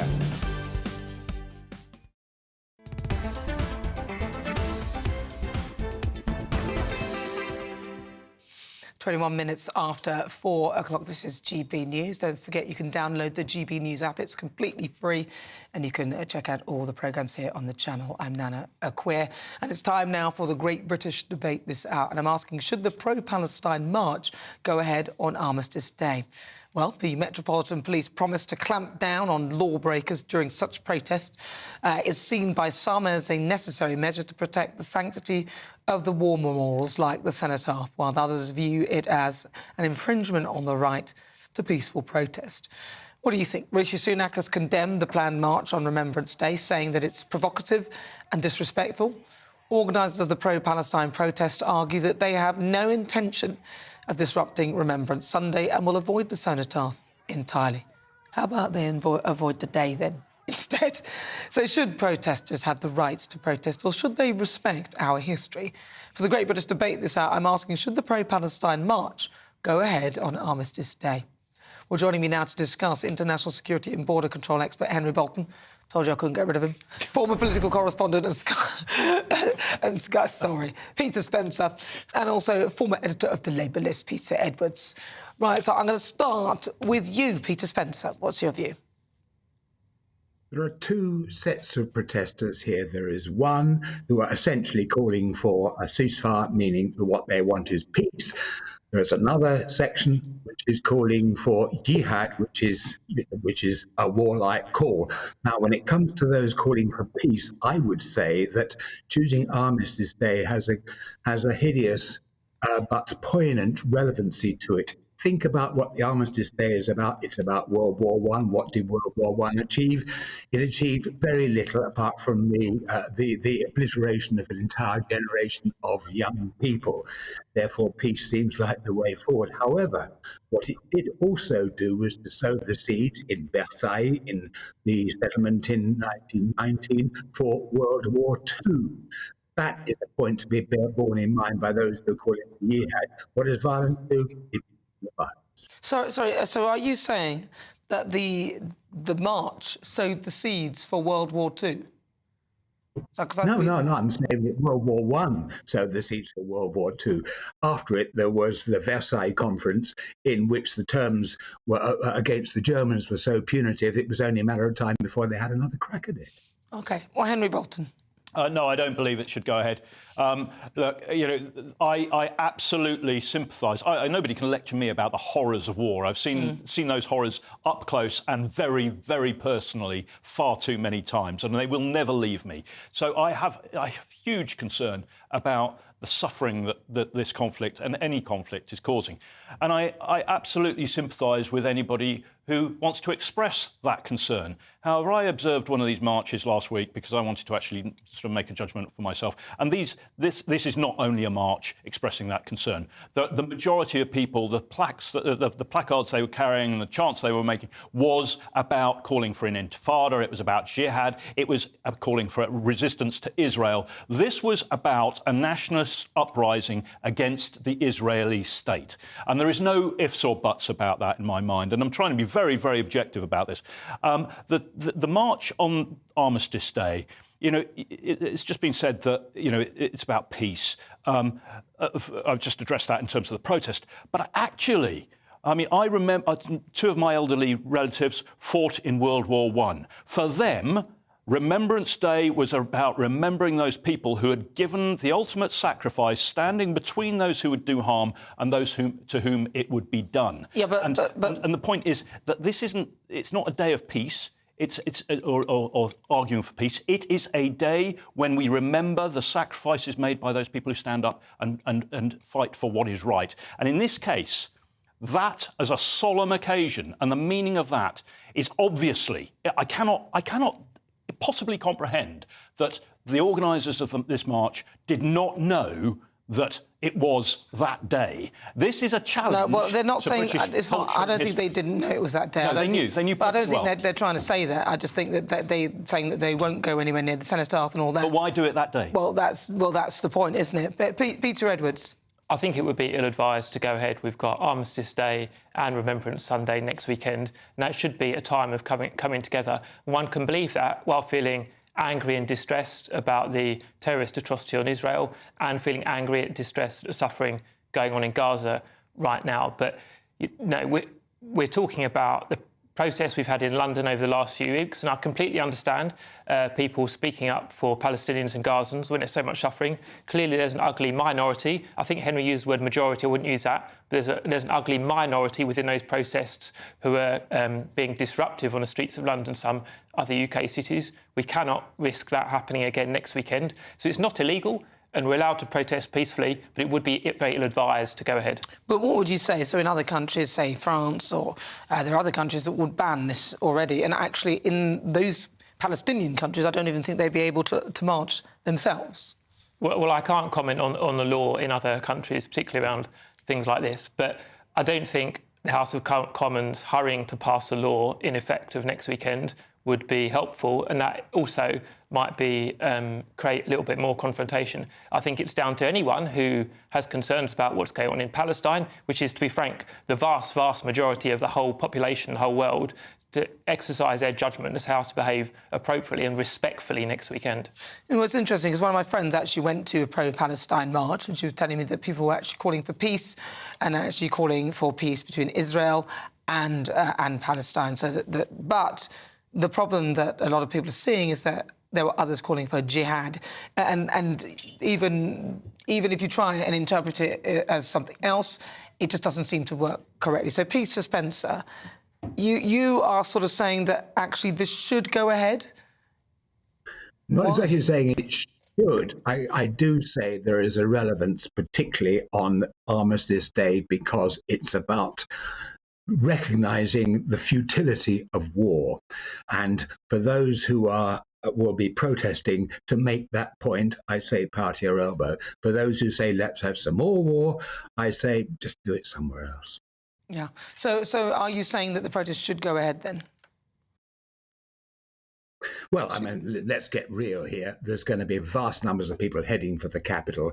But how can you actually prevent it anyway? Send out the water cannons? So much for British values if you start behaving like that.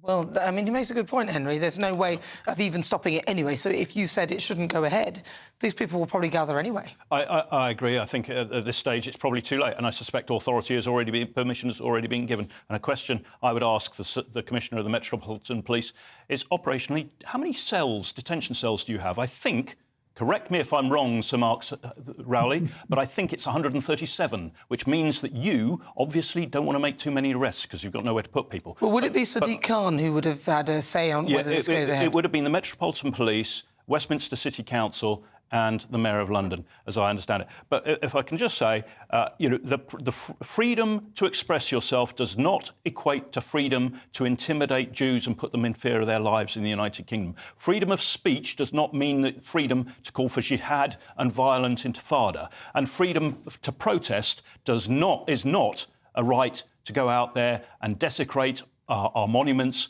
or to disturb our national Final word days. to Peter Edwards. Peter Edwards. Well, to pick up on what Henry said, so it's not the Mayor of London that makes operational decisions in terms of police, that's the police officers themselves. But of course, I think one thing we all agree, it'd be totally unacceptable for any protesters to go anywhere near the cenotaph, and as I understand it, the police are putting a lot more time and energy into preventing that. No, but the question I asked him was actually who permits the march. So you're saying the Mayor of London would be part of that agreement process? I think the Metropolitan Police are the key ones. If they said, no, we don't feel that this should go ahead, I don't... Sorry, Peter, carry on. You've got about 10 seconds, sorry.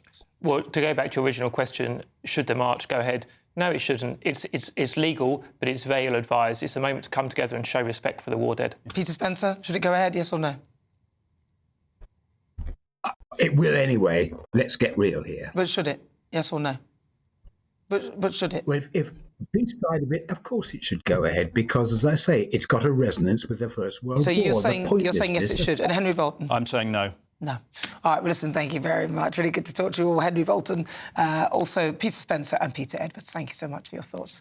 Right, so what do you think? Do you think it should go ahead? gbviews@gbnews.com or tweet me at GBNews. This is GB News. I'm Nana Akua. We're live on TV, online and on digital radio. Coming up this week's difficult conversation, I'll be chatting to one mother who turned a personal tragedy into a campaign for raising awareness about epilepsy. But next, we'll continue with the Great British Debate this hour, and I'm asking, should the pro-Palestine march be allowed on Armistice Day? You'll hear the thoughts of my panel, Lizzie Cundy and Simon Danchuk. But first, let's get your latest news headlines with Ray Addison.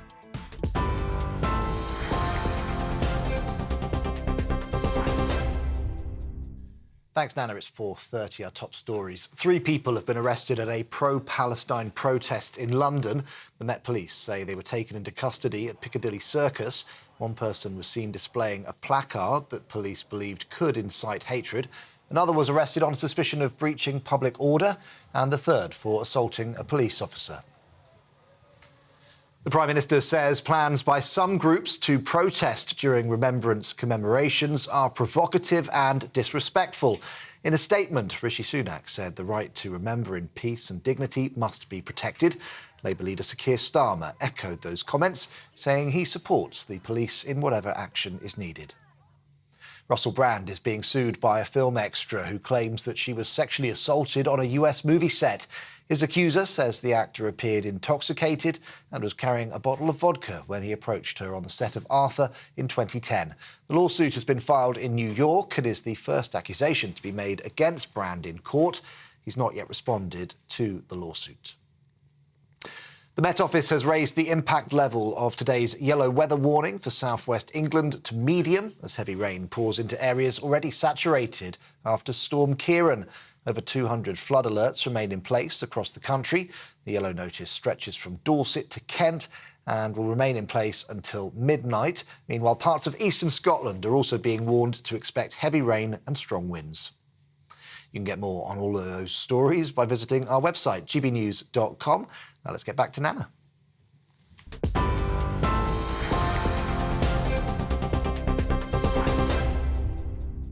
Thank you, Ray. Coming up, royal biographer Angela Levin will be live in the studio with the latest from behind the palace walls in our royal roundup. But up next, it's time for the Great British Debate this hour, and I'm asking, should the pro-Palestine march be allowed on Armistice Day? I've got a poll up right now on X asking you that very question. Should the pro-Palestine march be allowed on Armistice Day? Send me your thoughts. Email gbviews@gbnews.com or tweet me at gbnews.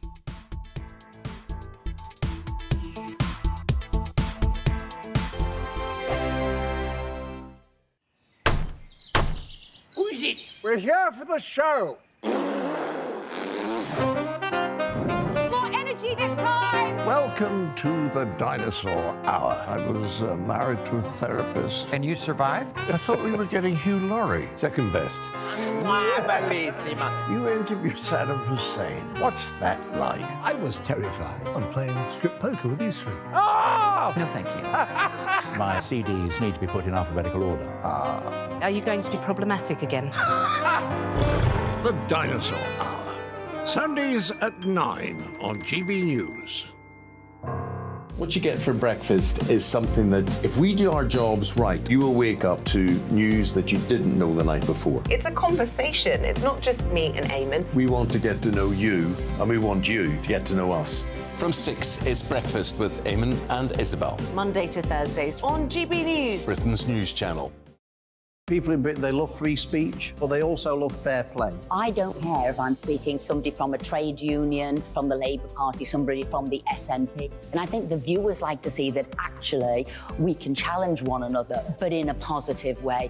We think we ask the questions that people want to ask, and often we ask the questions that we wanted to ask in Parliament but never got the chance to ask. So join us every Saturday, 10 a.m. till noon on GB News, Britain's news channel.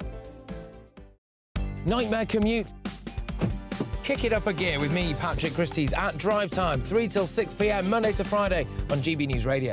You can listen online and on DAB+, on the smart speaker app and on the GB News app.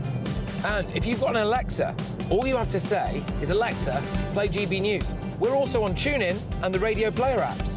From the school run to rush hour, get revved up with me, Patrick Christys, on GB News and GB News Radio.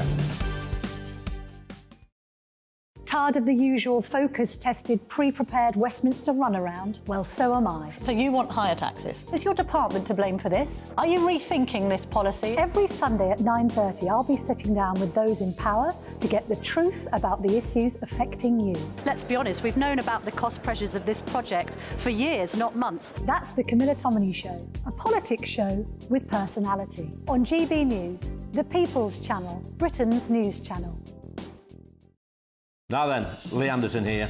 Join me on GB News on my show, The Real World, every Friday at 7 p.m. I'm not eating bloody cat. Are you Delicious. mental? Open your mouth. OK, here comes a train. Reminds me of the scene in Singing in the Rain. Adam, is that a good one? Whoa! Join me at 7 on GB News, Britain's news channel. When the news happens, it happens here. And really important breaking news. Breaking news this morning. On TV, radio and online, the news starts here on Britain's Newsroom. All the biggest stories and the answers that you need from across the UK and beyond. Join Britain's Newsroom from 9:30 on GB News. The People's Channel, Britain's news channel. GB News, unlike other broadcasters, isn't obsessed with the London-Westminster bubble. We think there's a nation beyond the M25, and that's why we talk about the issues that matter across the land. Join me on State of the Nation, 8 to 9 o'clock, Monday to Thursday, on GB News. Daisy's listening, and you should too.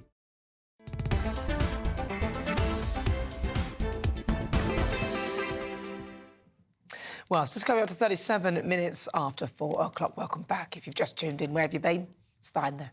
It's time to continue with the Great British Debate this hour. I'm asking, should a pro-Palestine march be taking place on Armistice Day? The Metropolitan Police promised to clamp down on lawbreakers during the protests, and Rishi Sunak has been condemning the planned march on Remembrance Day. He described it as provocative and disrespectful, which I agree with.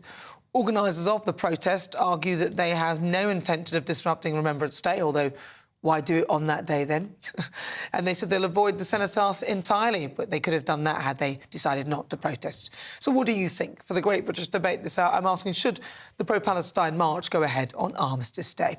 So joining me to discuss, my panel, broadcaster and columnist Lizzie Cundy, and also former Labour MP Simon Danchuk. Oh, you got your singles back. OK, let's go to you, Lizzie Cundy. Yeah, well, I think it's totally disrespectful if any marches are done over that weekend. I really do. And my grandfather fought in the Second World War as a colonel in Burma, and to think my mum is too scared to come to London, you know, I find it shocking. And I think everyone has the right to march, but not on this day. Have the respect. Let us mourn our fallen heroes. And I think it's absolutely disgusting. And Winston Churchill would be turning in his grave. I never thought about that, actually. You do sort of shine a light on another aspect of it, which is that some people will be frightened to come into London because of it. Yeah, no, absolutely. I'm in total agreement with Lizzie. It's having been a politician for some years, an MP, it's the most important day in politics. That's how I used to see it as a Member of Parliament. And for it to be used in this way as a protest, because that's why they're doing it. I mean, they're doing it deliberately on this particular weekend. There's many other days of the year that they can protest. It should not be allowed to happen, and it needs some political intervention to make sure it doesn't happen, in actual fact. What about your friend Gary Lineker, Lizzie? He's sparked a bit of a political row because he's saying that, you know, he criticised Suella Braverman and sort of said, what's wrong? People are marching peacefully. Yeah. Well, why would you cancel that? Well, mouth of the day's at it again. Isn't it funny he's piped up? Yes. You know what, Gary? Stick to the football, please. And you're making a fool of yourself, and we're paying for it.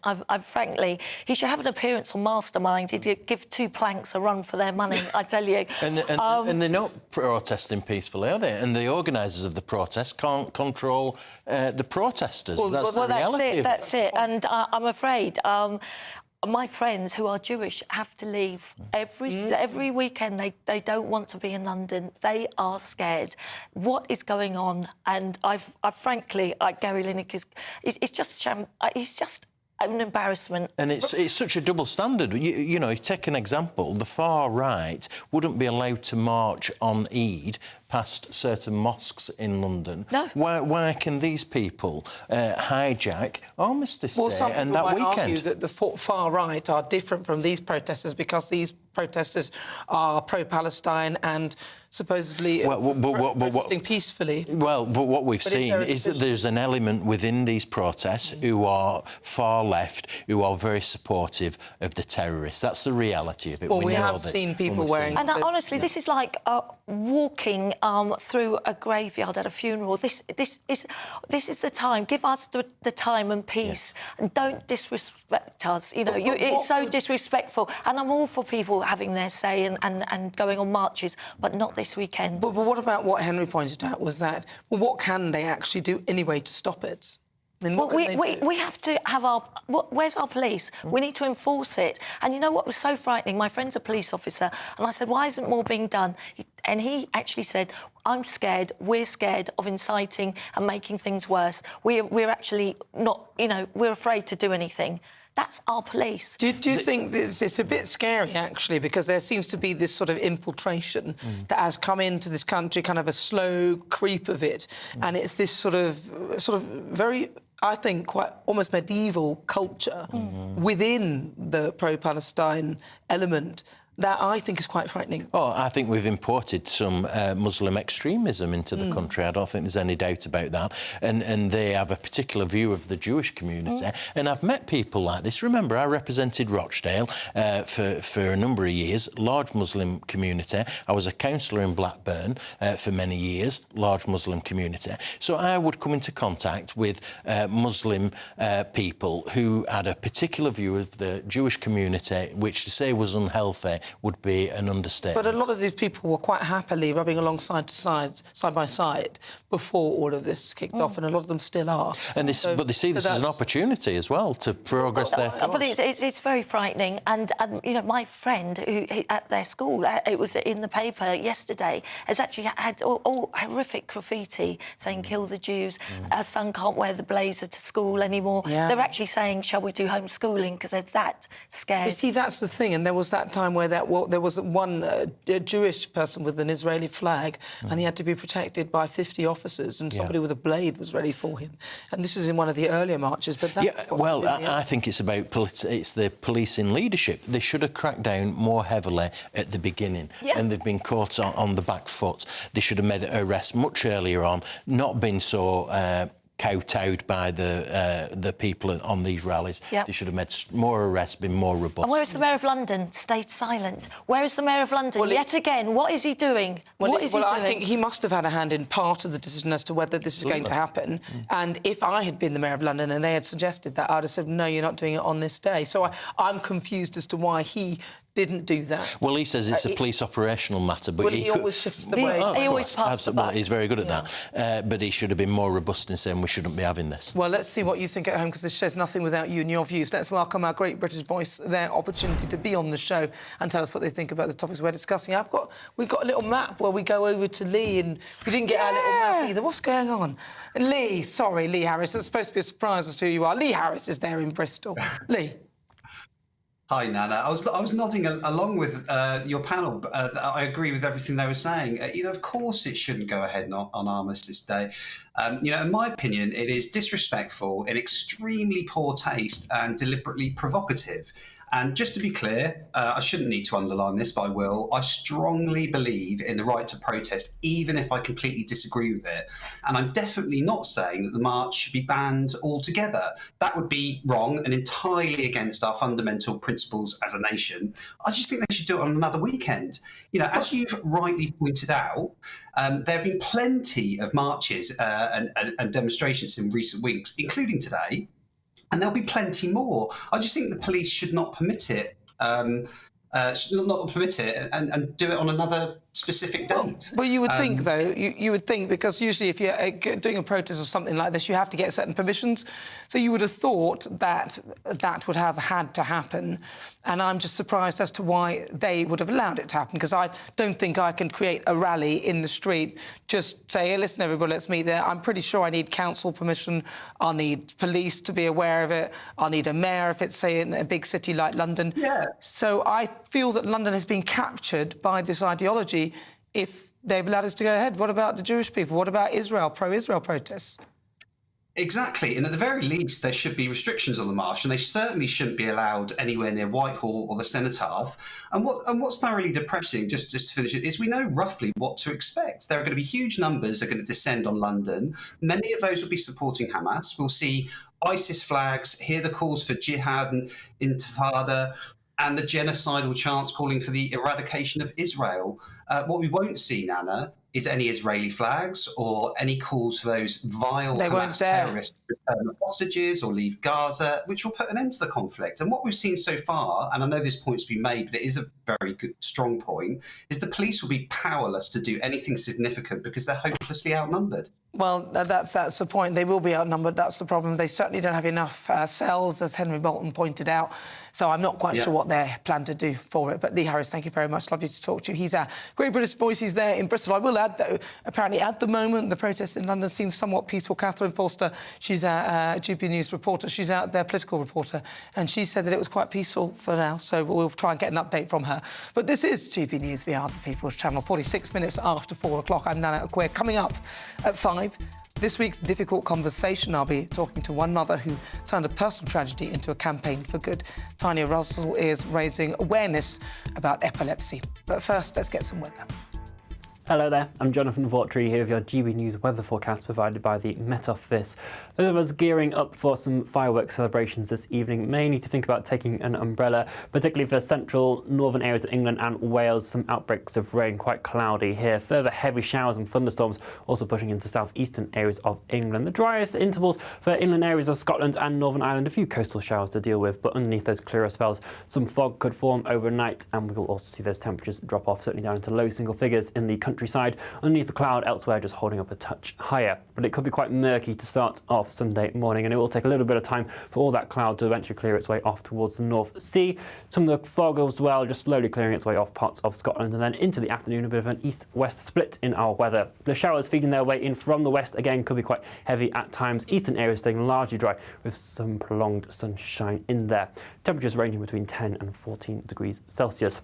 As we start off the new working week, low pressure is still close by, but it's situated to the northeast of us, so we start feeding in this northwesterly airflow quite persistently. So relatively similar situation compared to Sunday, where those showers will continue to push their way into western areas, may begin to arrive further inland as we head throughout the day, but certainly the further east you are, the more likely you are to stay dry and see that sunshine. Similar situation as we head into Tuesday, but Wednesday sees some slightly more persistent area of rain beginning to arrive. Enjoy your evening. Bye-bye.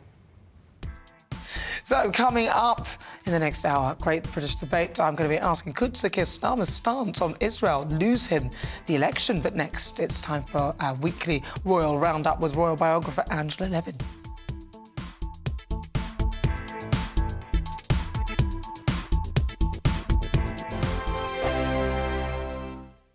In a world of dull and predictable radio and TV shows.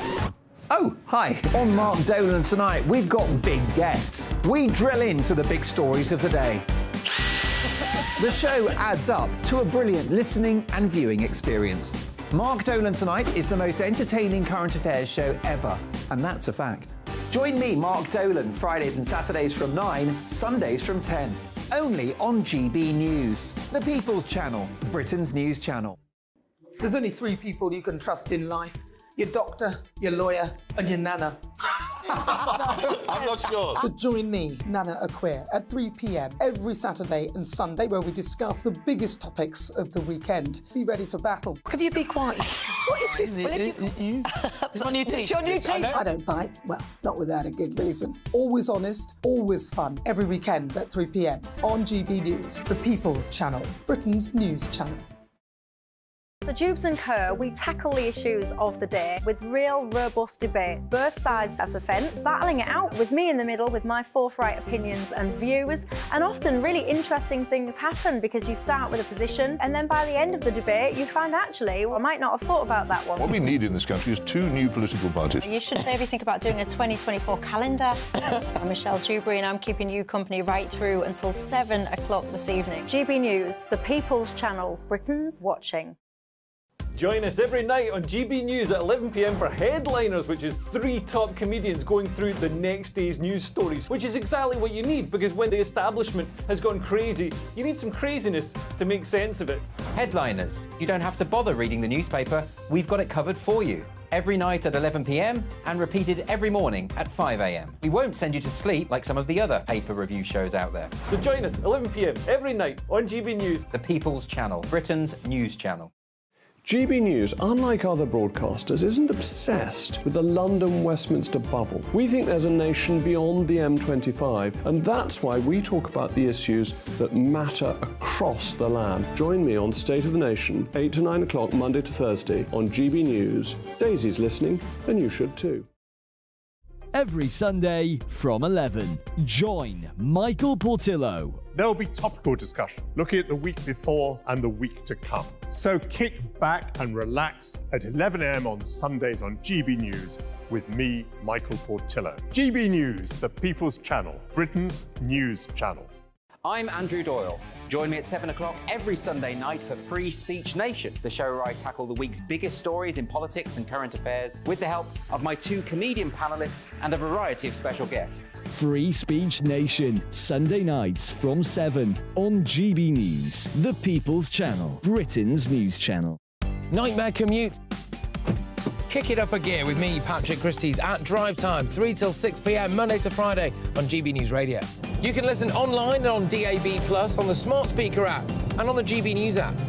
And if you've got an Alexa, all you have to say is, Alexa, play GB News. We're also on TuneIn and the Radio Player apps. From the school run to rush hour, get revved up with me, Patrick Christys, on GB News and GB News Radio.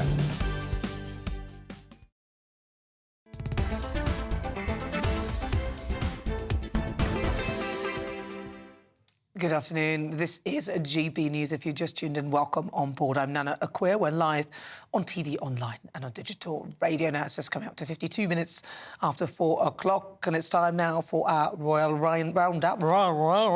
It's been an eventful few days.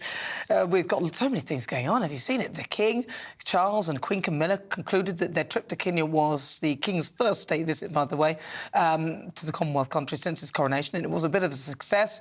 But who better to delve into this than royal biographer Angela Levin, who joins me now. Angela.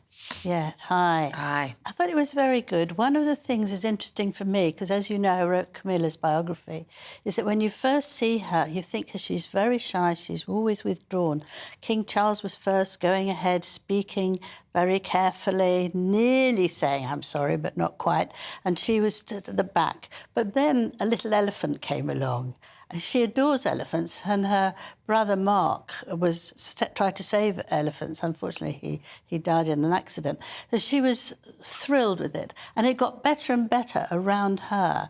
And each time she goes abroad now, she always does something about domestic violence, which is one of her main things she does. And 40% of the women there are treated very badly. And she had these women round her, and they obviously adored her, because afterwards there was about 20 of them who were dancing with her outside and laughing, and she was absolutely as relaxed. And I've always said she's the sort of person who you like more the more you see. And it was really lovely. And the president actually put a tweet in today, and he said how much he enjoyed having them. First of all, I thought it was a trick, but there's 7 million followers, and I thought, well, it must be him.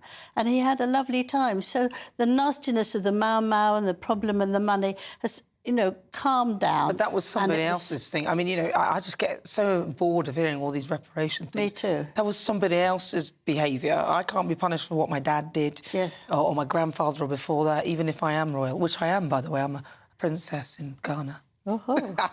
Anyway, sorry, carry on, Angela. Yeah, and I thought it was lovely that he actually did that, to thank them very much, so that we could all know that in the UK. The one person who, of course, didn't like it was our friend Omid Scobie. Oh, yeah, he who thought there was a bit of red carpet at the end, because it had been torrential rain, and he said something extremely rude, how it shouldn't be there and it shouldn't be then, how pretentious and all that sort of stuff.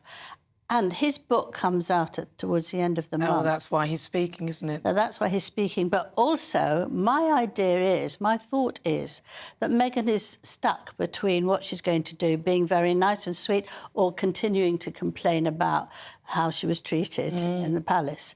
And she doesn't want to be a nasty person, she wants to be a nice one. So I think he's doing all the dirty work for her, and will be saying lots of things about the royal family, because in a paragraph about it, it was incredibly rude about Meghan, incredibly rude about King Charles. In his book, he was rude about Meghan. Well, no, not sorry, about Camilla. Sorry, he would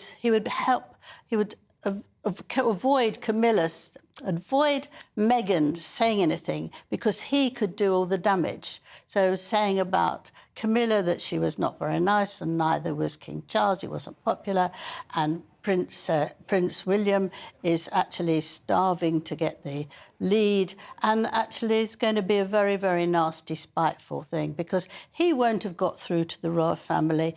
All the information would be that 3 years old at least. It's incredible. She only spent, 18 months in the royal household. But she has to win. Anything. She doesn't know anything about it. You know, you can't learn about the royal family in 18 months of sort of living in the palace for a little bit. She didn't understand that. It's very sad she didn't understand. What about Prince William, though, because he's heading to Singapore? Yes, he's going off to deliver the prizes today. And it's interesting, actually. Is that for the Earthshot Prize? The Earthshot Prize. But King Charles is coming back as he goes out, and I was worried that if the planes are late, there would be no one here. And where would be the councillors to stand in? I thought it was very strange that it was so close together. Anyway, Prince William is going out there, and each of 5 people get £1 million if they've got something really that's very interesting and potentially very good for the environment. Catherine's not going with him because little George is taking exams, and so she's there to be with him. I think it's sweet. A lot of people thought it wasn't right, but I think actually, you know, if he's trying to get into a school, even though they'll take him whatever marks he gets, it can be very upsetting. But your kids come first. But like you said, you did make a point that even though they'll take him whatever marks he gets. Yeah. Really but I think that's fair enough. She wants to stay at home because he wouldn't know that would happen, would he? He wouldn't. No, he might do. He probably does. Well, you can see that definitely happened to Prince Harry. And finally, you've got Sarah Ferguson, breast cancer awareness. Now, I saw a little clip of her. She was on Loose Women talking about it. Women. Well, she was very open. First of all, she looked tremendously well. She was all in pink. That's obviously the colour. And she looked very happy, and she talked about it, that, A, she didn't have anything to let her know that she had cancer, no pain, nothing. And she didn't want to bother, and her sister, who came over from Australia, said she absolutely had to. So she did. And she said she's now just beginning to be able to sit up and walk about, which is actually quite a long time, because it was April when she had it, and it's quite many months. She had no symptoms at all. She had no symptoms at all, but she did for a while, after she had the mastectomy, feel that there was something else all over her body. And she said to people, this is natural. You do feel like that, but it wasn't there. But you do feel it can be there, because you can't tell if it's going to be there or not. I thought it was very, very good to open up like that and encourage people to go and see doctors, and if they are in trouble. But the one thing I did think, if she's now saying she's so much better, whether King Charles will get rid of them in their big house, because the house in Windsor with 30 bedrooms, they didn't want them to stay there. But once she came out of hospital, of course, all that left. And although they're split, she's in one part and he's in another part. But now she said she's really fine. I wonder if you'd let them stay there. Maybe. What about the children, though, Eugene and Beatrice? Well, Eugene and Beatrice there's a big discussion about whether they should come and do some work and take over some of the engagements. That'd be good. They should do, shouldn't they, make themselves Well, useful? I don't know, you see, because Eugenie is well known for telling Harry all sorts of stories. and they're still very friendly. And I think the palace is probably very nervous that what she can tell him, which he will then sell on. God, well, yeah, he will sell it on as well, won't he? Angela Levin, thank you very much. Always a pleasure. Lovely to talk to you. Looking pretty in pink as well as the fabulous Angela Levin. She's a royal biographer. She's actually Harry's biographer, and she wrote a biography on Camilla as well.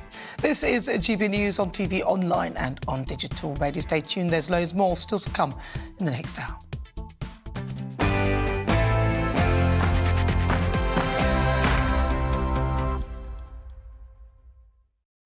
Good afternoon. It's just coming up to 5 o'clock. I'm Nana Akua, and for the next hour, me and my panel will be taking on some of the big topics hitting the headlines right now. Coming up, how one mother turned her personal tragedy into a way to help others with epilepsy. That, of course, is my difficult conversation. And then for the Great British Debate this hour, I'm asking, could Keir Starmer's stance on Israel and Gaza lose him the election? But first, let's get your latest news with Ray.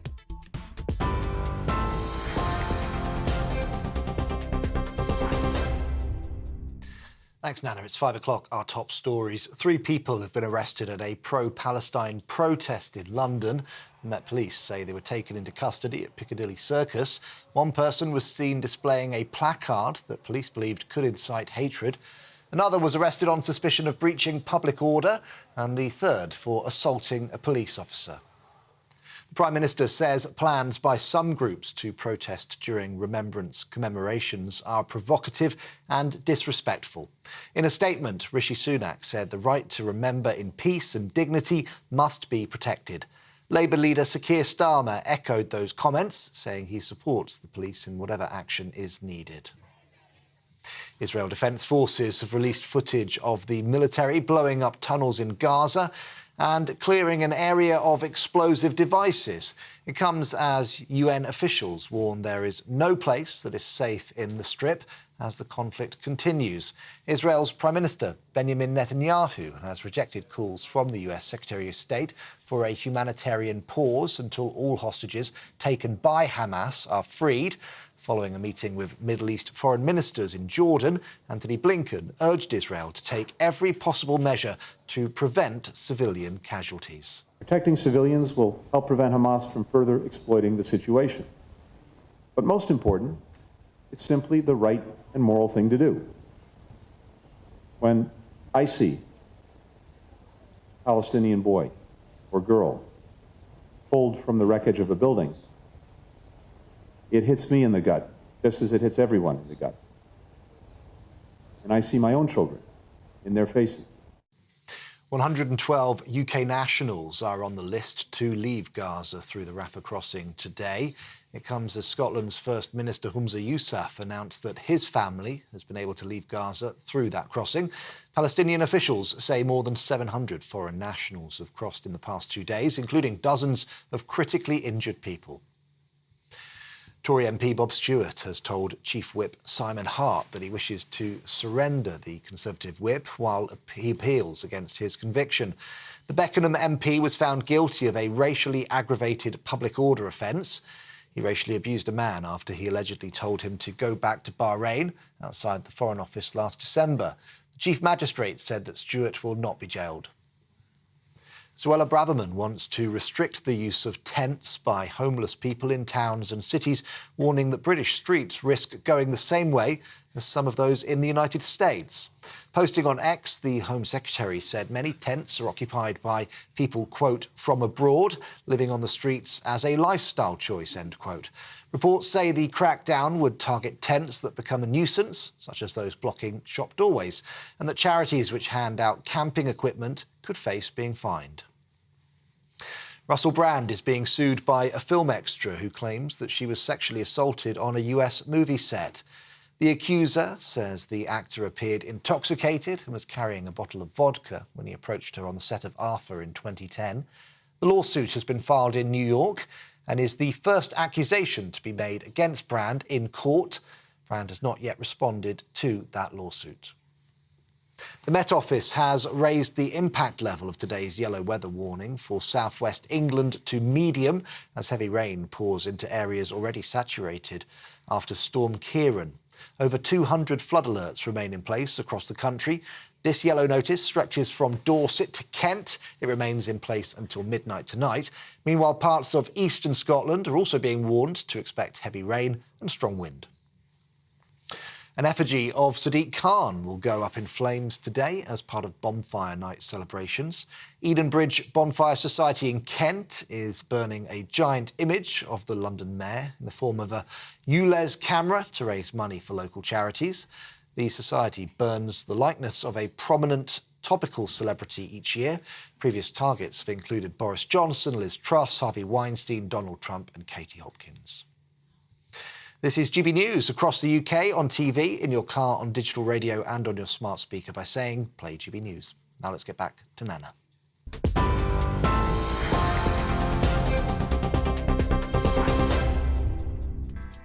Good afternoon. This is GB News on TV, online and on digital radio. I'm Nana Akua. And for the next hour, me and my panel will be taking on some of the big topics hitting the headlines right now. This show is all about opinion. It's mine, it's theirs, and of course it's yours. We'll be debating, discussing, and at times we will disagree, but no one will be cancelled. So joining me today is broadcaster and columnist Lizzie Cundy, also former Labour Party MP Simon Danshuk. Well, still to come, my difficult conversation today is Tanya Russell. Now, she's using a personal tragedy to raise awareness about epilepsy and how to identify the symptoms, as well as helping others who are grieving. For the Great British Debate this hour, I'm asking, could Sir Keir Starmer's stance on Israel-Gaza lose him the election? He might be riding high in the polls at the moment, but the cracks are starting to show in his Labour team over divisions over the war. So could this cost him his chance at number 10? And for the mini-debate today, Suella Braverman is looking to reduce homelessness across the UK by curbing the use of tents. Is her plan the right way to go? Well, as ever, you can always get in touch. Email gbviews@gbnews.com or tweet me at gbnews.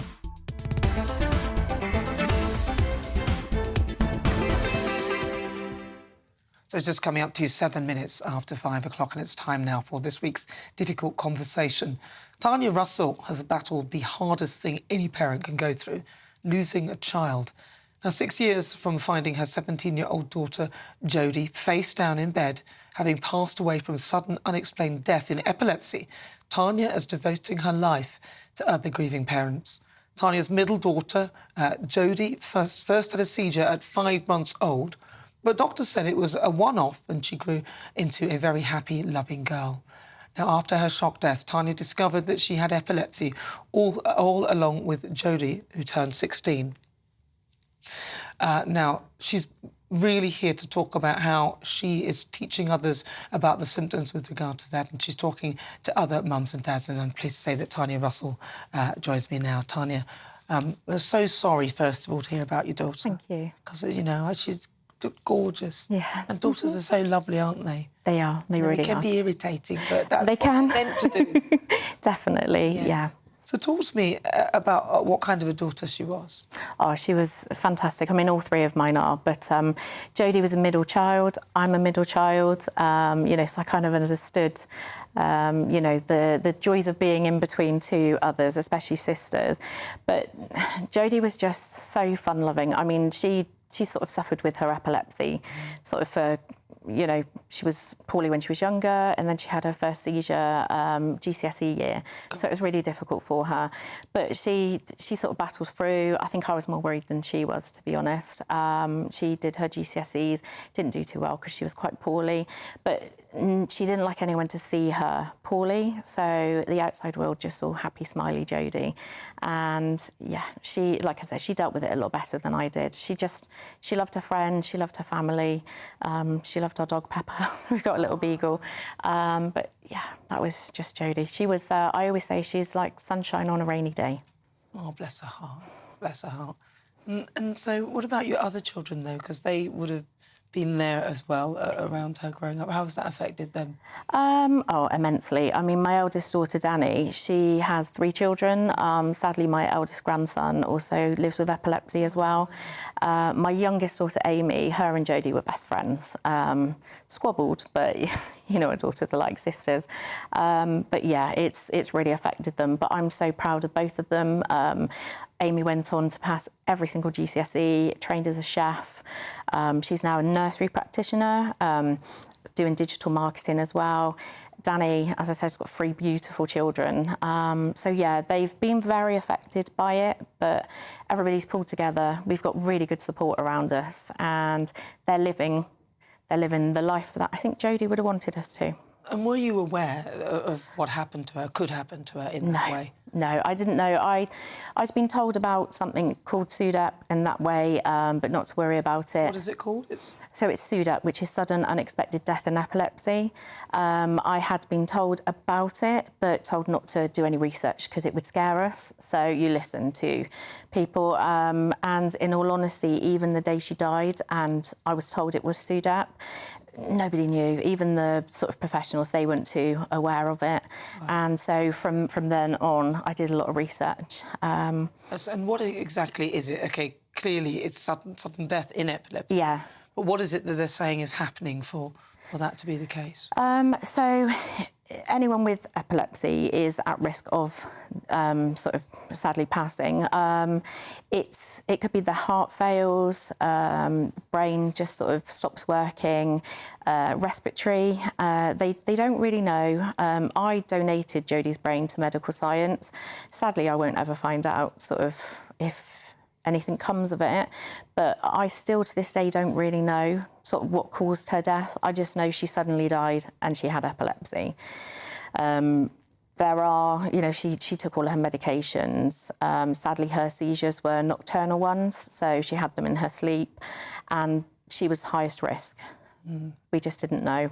And throughout her life, because I know you said when she was 5, I think it was. 5 months old. 5 months old, you realised that she had epilepsy. She was having funny turns. We've got a lot of epilepsy in our family, and she was having funny turns. And the doctor, sort of because of the family history, she was sort of fast-tracked to be checked, and they didn't find anything. So we just carried on sort of normal life, and it works out she had. I found in a diary sort of when she died, and she'd had a few but not told me. She'd written them down, but yeah, her first witness one was me and my husband had chosen to go away for a night, and sort of got a phone call early in the morning to say from Amy to say that Jodie had a seizure, and that was her first witness one. And yeah, from then on, diagnosis was really quick, and that was 2016. Gosh. And then sadly she died 2017. But there was a part during her life where she didn't really suffer with the conditions of it at all. Not that we knew of. She was completely clear of it. She may not have told you that. Yeah. That's the thing, because she sounds like she was trying to protect you. Yeah. Even though she was the one that was ill. Yeah, definitely. And she didn't want anyone to know. When we found out and she was diagnosed, I sort of said, look, let's just put out a Facebook post, let everybody know. And she was like, absolutely not. She didn't want anyone to know. She didn't want anyone to treat her any differently. And so I had to respect that. So I think that's what was harder for people when she died, because people weren't aware. Either they weren't aware she didn't have epilepsy, but also how poorly she was. So what would you like to say to parents who have children who have epilepsy, or people who have epilepsy themselves? Because you were told not to read up about it. When you read up about it, did it frighten you then? It's not so much that it frightened me, it alerted me to the fact that Jodie was high risk. And had we known that, I don't think I would have been quite so blasé about... So 6 weeks before she died, she had a triple seizure. Right. We went to hospital and no further testing was done, nothing was worried about. And I think, was I aware, I possibly would have pushed a little bit more at that point. What could they have done?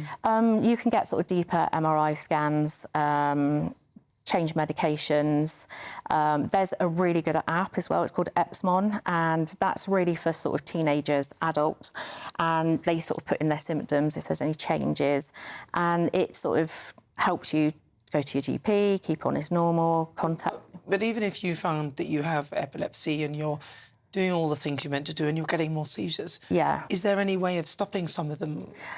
I think as long as you see your professional help, whether that be a consultant or an epilepsy nurse, changes of medications, further testing, MRIs, EEGs again, and then they can check if there's any change in the sort of brain activity. Yeah. But to just be left and told that, it's fine, it's not acceptable. Do you feel that you could have done more because of what you've read, or do you feel that there wasn't really anything you could have done anyway? I don't think I could have done more. I wish I'd done more. And so as far as Jodie, like I said, 6 weeks before she died, was I aware? I probably wouldn't have sort of been fobbed off as such as, this is normal, because I was very aware, or I'm very aware now that it wasn't. And so this is kind of why I do what I do, because I don't want to scare anybody. I don't want anybody to think that this is going to happen to them. I just think that it's good for people to be aware and educated of what can happen, but also that there are ways of helping yourself as well, or helping your child, and you're their voice. I was Jodie's voice, but unfortunately, because I wasn't aware of any dangers, I didn't speak for her. And well, you're doing it now. Thank you. and just finally, how common is this sort of sudden death in epilepsy? So 21 people a week die from it. Wow. So it's not as common. I mean, there are 600,000 people in England who have epilepsy. 21 people per week die from SUDEP, and I mean that's 21 too many. It really is. And I'm a part of SUDEP Action. That's the charity who I sort of support, and they've been a massive support to me. Their website sudep.org. So if anybody sort of wants to sort of contact them, or just to talk to somebody, they're all fantastic. They offer counselling as well for sort of families. But yeah, I just think if I like to think that I'm the voice for Jodie now, and sort of do work to make sure that she's not forgotten, but also people become more aware of epilepsy and SUDEP. Yeah, well, she'd be super proud of you. Thank you. Tanya, thank you so much. Lovely to talk to you. Thank you, and you. That is, of course, Tanya Russell. She's an epilepsy campaigner. That was Difficult Conversations. 16 minutes after 5 o'clock. This is GB News. We're live on TV, online and on digital radio. If you just tuned in, I'm Nana Akua, and I wanted to bring you an update on what was happening with regard to the marches in London, because tensions have been rising at the pro-Palestine protest today, with the Metropolitan Police saying that they've made 3 arrests. Protesters have taken to the streets again, marching through central London, calling for a ceasefire in Israel-Hamas in that conflict. GB News' political correspondent Catherine Forster sent us this report. A really very unpleasant atmosphere here now at the Cenotaph as night begins to fall. We've got people with Union Jack flags on the right-hand side who've been here all day. It had been quite good-natured, but now we've got pro-Palestinian demonstrators on the left, and they're basically goading each other. We had a Palestinian supporter walked past the guys with the Union Jacks. There was a load of abuse. He threatened to kill them. I can't repeat the exact words he used, and they're shouting abuse at him. The police really have got their hands full trying to keep control here now. Wow, so that's how these things often end up. But coming up, Suella Braverman has caused controversy today by wanting to restrict the use of tents by homeless people. Now, that's going to be in my mini-debate. But up next, it's time for the Great British Debate this hour. Now, master of the flip-flop, Sir Keir Starmer, could his stance on Israel, Gaza, lose him the election?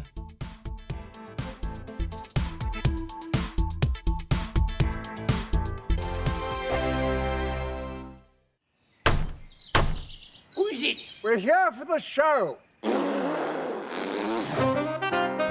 More energy this time! Welcome to the Dinosaur Hour. I was married to a therapist. And you survived? I thought we were getting Hugh Laurie. Second best.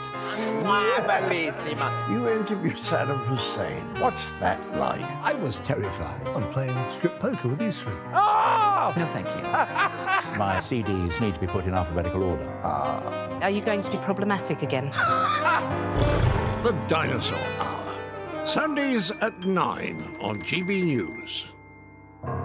What you get for breakfast is something that, if we do our jobs right, you will wake up to news that you didn't know the night before. It's a conversation. It's not just me and Eamon. We want to get to know you, and we want you to get to know us.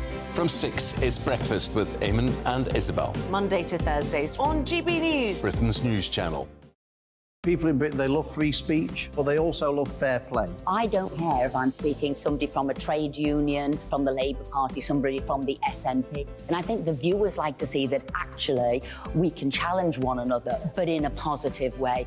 We think we ask the questions that people want to ask, and often we ask the questions that we wanted to ask in Parliament but never got the chance to ask. So join us every Saturday, 10 a.m. till noon on GB News, Britain's news channel. Nightmare commute. Kick it up a gear with me, Patrick Christie's, at drive time, 3 till 6 p.m, Monday to Friday on GB News Radio. You can listen online and on DAB+, on the smart speaker app and on the GB News app. And if you've got an Alexa, all you have to say is, Alexa, play GB News. We're also on TuneIn and the Radio Player apps. From the school run to rush hour, get revved up with me, Patrick Christie's, on GB News and GB News Radio. Tired of the usual focus-tested, pre-prepared Westminster runaround? Well, so am I. So you want higher taxes? Is your department to blame for this? Are you rethinking this policy? Every Sunday at 9:30, I'll be sitting down with those in power to get the truth about the issues affecting you. Let's be honest, we've known about the cost pressures of this project for years, not months. That's the Camilla Show, a politics show with personality. On GB News, the People's Channel, Britain's news channel. Now then, Lee Anderson here. Join me on GB News on my show, The Real World, every Friday at 7 p.m. I'm not eating bloody cat. Are you Delicious. mental? Open your mouth. OK, here comes a train. Reminds me of the scene in Singing in the Rain. Adam, is that a good one? Whoa! Join me at 7 on GB News, Britain's news channel. When the news happens, it happens here. And really important breaking news. Breaking news this morning. On TV, radio and online, the news starts here on Britain's Newsroom. All the biggest stories and the answers that you need from across the UK and beyond. Join Britain's Newsroom from 9:30 on GB News. The People's Channel, Britain's news channel. GB News, unlike other broadcasters, isn't obsessed with the London-Westminster bubble. We think there's a nation beyond the M25, and that's why we talk about the issues that matter across the land. Join me on State of the Nation, 8 to 9 o'clock, Monday to Thursday, on GB News. Daisy's listening, and you should too. Hello there, I'm Jonathan Vaughtry here with your GB News weather forecast provided by the Met Office. Those of us gearing up for some fireworks celebrations this evening may need to think about taking an umbrella, particularly for central northern areas of England and Wales. Some outbreaks of rain, quite cloudy here. Further heavy showers and thunderstorms also pushing into southeastern areas of England. The driest intervals for inland areas of Scotland and Northern Ireland. A few coastal showers to deal with, but underneath those clearer spells, some fog could form overnight, and we will also see those temperatures drop off, certainly down into low single figures in the countryside. Underneath the cloud elsewhere, just holding up a touch higher. But it could be quite murky to start off Sunday morning, and it will take a little bit of time for all that cloud to eventually clear its way off towards the North Sea. Some of the fog as well, just slowly clearing its way off parts of Scotland, and then into the afternoon, a bit of an east-west split in our weather. The showers feeding their way in from the west, again, could be quite heavy at times. Eastern areas staying largely dry with some prolonged sunshine in there. Temperatures ranging between 10 and 14 degrees Celsius. As we start off the new working week, low pressure is still close by, but it's situated to the northeast of us, so we start feeding in this northwesterly airflow quite persistently. So relatively similar situation compared to Sunday, where those showers will continue to push their way into western areas, may begin to arrive further inland as we head throughout the day, but certainly the further east you are, the more likely you are to stay dry and see that sunshine. Similar situation as we head into Tuesday, but Wednesday sees some slightly more persistent area of rain beginning to arrive. Enjoy your evening. Bye-bye.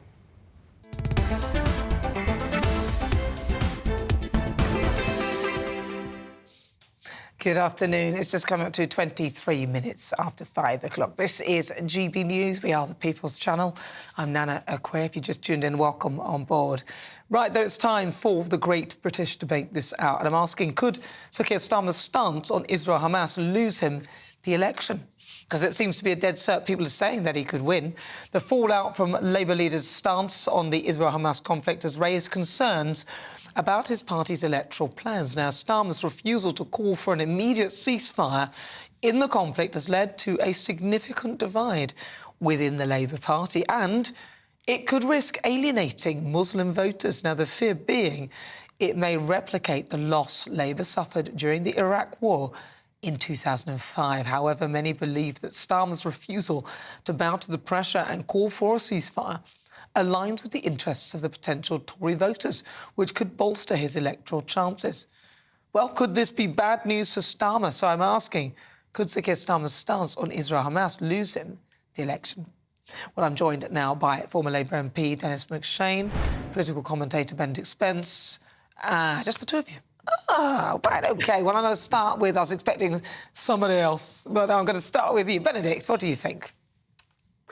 I don't think it will lose him the election. It could cause quite a bit of a dent. But I think the main thing here is there anyone else that these prospective voters might go to? I can't see a lot of people defecting from Labour to the Tories, for example, or the Lib Dems over the issue of Israel-Palestine. Now, I understand that a lot of people do feel very strongly about it, but I'd have to say, if you were sort of a Labour supporter, you'd be sort of sat here thinking, guys, look at the big picture here. Actually, what we currently have is a Tory government that has been very vociferous in its support of Israel. You have an awful lot of Labour front benchers who are coming out and demanding a ceasefire, who you would imagine would be harder on Israel were they to be in government. Would you want to risk losing that cohort in election out of sort of fury over something that ultimately, let's also remember here, is out of their control? Keir Starmer is not the Prime Minister at the moment, and if he were to be Prime Minister, he's the one that is going to be on the telephone with Benjamin Netanyahu, but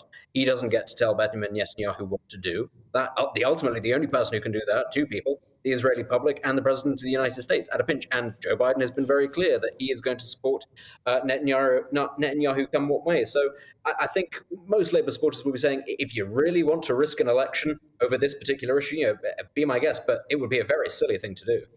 Oh, well, I mean, it looks like things are changing, though, for him, because the optics aren't that great. A lot of people will be looking at that thinking, well, look at the way he's flip-flopping. They might not like the sort of pro-Palestinian element within his party.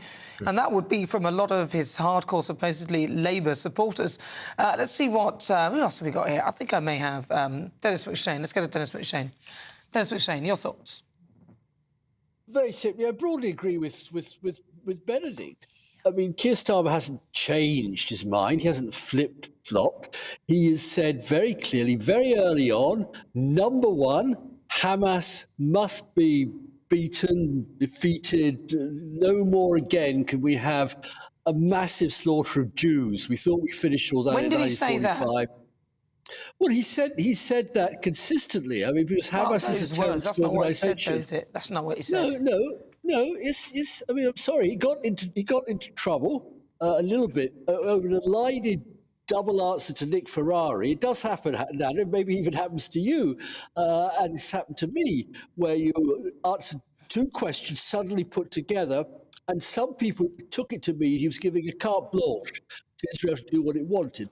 He wasn't. He was the first guy to call for a humanitarian pause. That was then followed by the EU, Joe Biden saying the same thing. He said it had to, everything Israel did had to happen within international law, and he is an international legal expert. I mean, that's his home ground domain. Tricky, yes, there are many people very, very concerned. It's not a Muslim vote particularly. I think it's a decent British vote that doesn't want to see the Israeli army killing people other than perhaps dealing with Hamas. It won't last until the election. I lived with all this through the Iraq War. I had a very strong Muslim population community in my constituency. They were very angry over taking action against Iraq. 2 years later, I certainly was re-elected and Tony Blair won. I don't want to make that comparison. I really don't. I wouldn't if I were you. I think there's a lot of exaggeration. There's 6,400 Labour councillors. I think maybe 20 were reported to have resigned. What about the front letter? benchers are calling for a ceasefire. But haven't they written an open letter as well? The letter, yeah. Well, that's signed by. There's 300 out of 6,400. I assume, I've looked at all the signatories to the earlier letter, that they were all from Muslim communities, which again, I quite understand. But I'm a bit nervous if people are voting religion. That's called communalism, or taking a stand on an issue of religious solidarity. There are many people, listen, Dennis, when I was in the House of Commons... I want to bring Stephen Pound in. Sorry, Dennis, I don't mean to cut you off, but I need to get Stephen in. Stephen, what do you think about this? Thanks very much, Annie, for having us down. Look, there's a lot of people there who, for perfectly good, honourable and noble reasons, feel that they have to do something. They're seeing horrors on both sides and they feel that something has to be done, something has to be said. The difficult thing is that that's a sort of emotional spasm rather than any sort of cool analysis of the situation. You know, and I know, and I think everybody with half that a ceasefire simply be a timeout and enable Hamas to rearm, re-up and re-prepare and prepare themselves for another assault, another attack.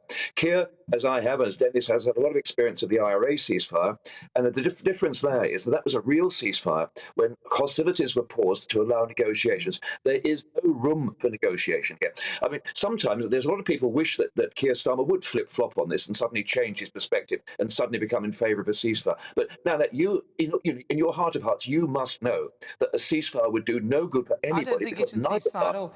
No, I don't think it should ceasefire. No, I don't think it should either. But he then started softening his stance and asking for a humanitarian pause, which amounts to the same thing ultimately. It still amounts to the same thing. Well, it does, doesn't it? It's nothing. No, but it amounts to the same thing. And by that, they may not be the same thing, but they amount to the same thing. And by that, I mean that one of them will disarm and the other one will rearm. And the people who will rearm during that time will be Hamas. I'm going to bring Benedict in because he's being very quiet in the middle there. Benedict, final word to you. A final word to me. I'm going to say, if, let us say hypothetically, Keir Starmer were to lose a general election because of this issue, there would be something slightly ironic and amusing about that, because it would show you how little control the leader of the Labour Party had over his own future based on ethnic religious conflicts across the world. But let's be very clear here. The Jewish population of the UK, the Israeli population of the UK, is not very large, and neither is the Palestinian one. Let's say hypothetically that this will be a problem going forward. Have the Labour Party considered, for example, what might happen if a war were to break out between Pakistan and India, which has happened, of course, plenty of times in the recent past, and we have far larger constituencies of those nationalities in this country? What on earth would the Labour Party do in that situation? What would the Conservative Party do in that situation? Could they take sides in that? It's the optics of it. Exactly. It's the optics. So finally, then I'm going to ask you, Desmond Shane, yes or no, could it cost the Keir the election? Yes or no? No. Benedict Spence? Probably not, but who knows in this country. And Stephen Pound? Definitely not. Definitely not. All right. Well, listen, thank you all for your thoughts. That, of course, was them. This is GB News Live on TV, online and on digital radio. I'm Nana Akua. Coming up, we'll continue with the Great British Debate this hour. I'm asking, could Sir Keir Starmer's stance on Israel-Gaza loosen the election? You'll hear the thoughts of my panel, Lizzie Cundy and Simon Danchuk. But first, let's get your latest news with Ray.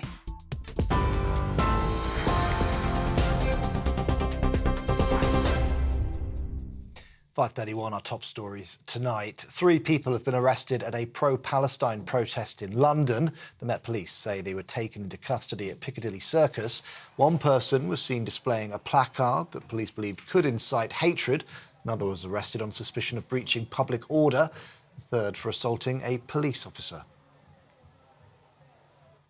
The Prime Minister says plans by some groups to protest during remembrance commemorations are provocative and disrespectful. In a statement, Rishi Sunak said the right to remember in peace and dignity must be protected. Labour leader Keir Starmer echoed those comments. He says he supports the police in whatever action is needed. Suella Braverman wants to restrict the use of tents by homeless people in towns and cities. Posting on X, the Home Secretary warned that British streets risk going the same way as some in the US. She says many tents are occupied by people, quote, from abroad, living on the streets as a lifestyle choice, end quote. And Russell Brand is being sued by a film extra who claims that she was sexually assaulted on a US movie set. His accuser says the actor appeared intoxicated and was carrying a bottle of vodka when he approached her on the set of Arthur in 2010. The lawsuit has been filed in New York and is the first accusation to be made against Brand in court. He's not yet responded to that lawsuit. You can get more on all of those stories by visiting our website, gbnews.com.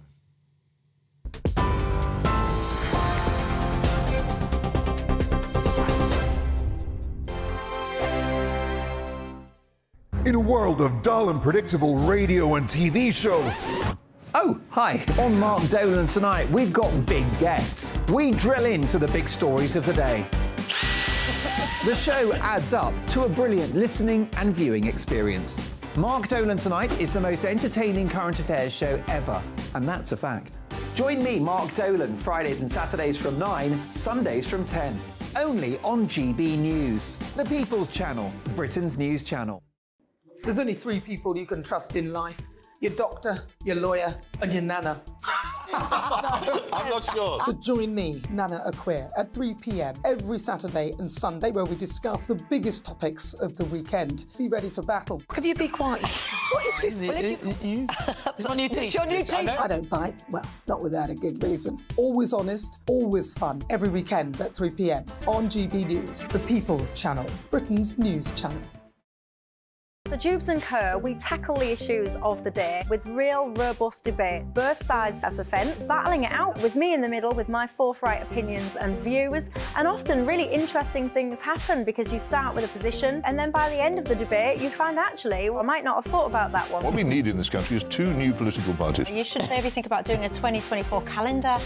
I'm Michelle Dewberry and I'm keeping you company right through until 7 o'clock this evening. GB News, the People's Channel, Britain's watching. Join us every night on GB News at 11 p.m. for Headliners, which is 3 top comedians going through the next day's news stories, which is exactly what you need, because when the establishment has gone crazy, you need some craziness to make sense of it. Headliners. You don't have to bother reading the newspaper. We've got it covered for you. Every night at 11 p.m. and repeated every morning at 5 a.m. We won't send you to sleep like some of the other paper review shows out there. So join us 11 p.m. every night on GB News. The People's Channel, Britain's news channel.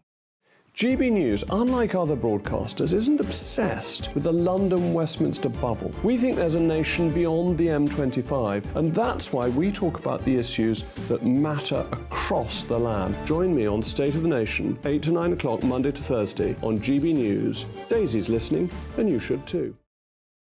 Every Sunday from 11, join Michael Portillo. There'll be topical discussion, looking at the week before and the week to come. So kick back and relax at 11 a.m. on Sundays on GB News with me, Michael Portillo. GB News, the People's Channel, Britain's news channel.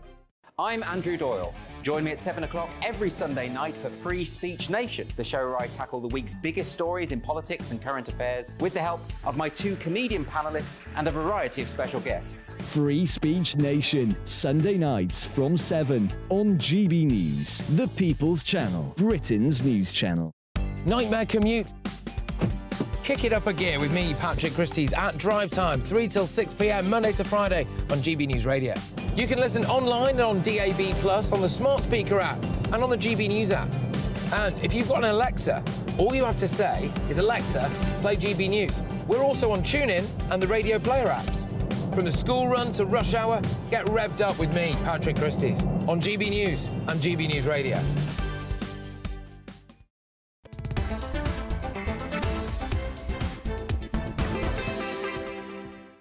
It's just coming up to 37 minutes after 5 o'clock. This is GB News. I'm Nana Akua. We're live on TV, online and on digital radio. It's time now for the Great British Debate this hour. And I'm asking, could Sir Keir Starmer's stance on the Israel-Gaza situation lose him the election?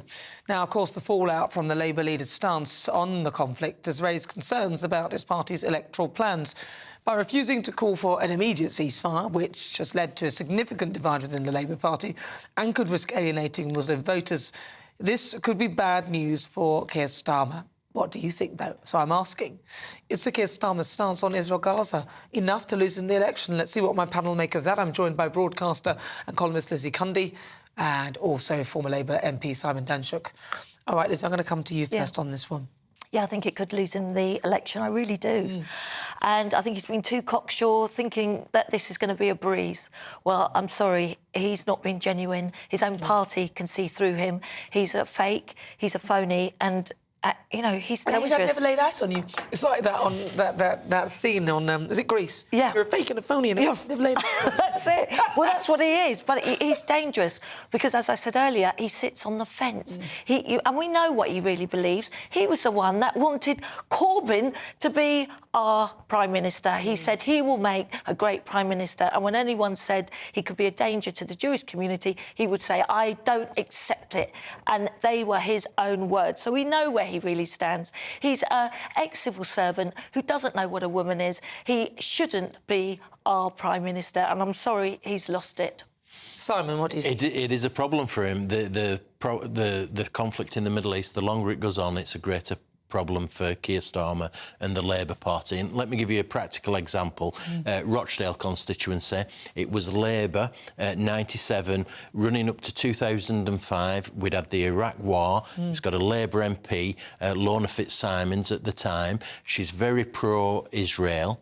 There's a large Muslim population in Rochdale. They effectively campaigned against her, and she lost in 2005, and it went Liberal Democrat. A big proportion of Muslim voters went Liberal Democrat because of the Iraq War and the fact that Blair had taken us into it. And a similar sort of scenario could occur here, where Starmer loses a proportion of the Muslim vote, and the Tories, the Conservatives, hold on to seats that they might have lost because... The Tories are not calling for a ceasefire either.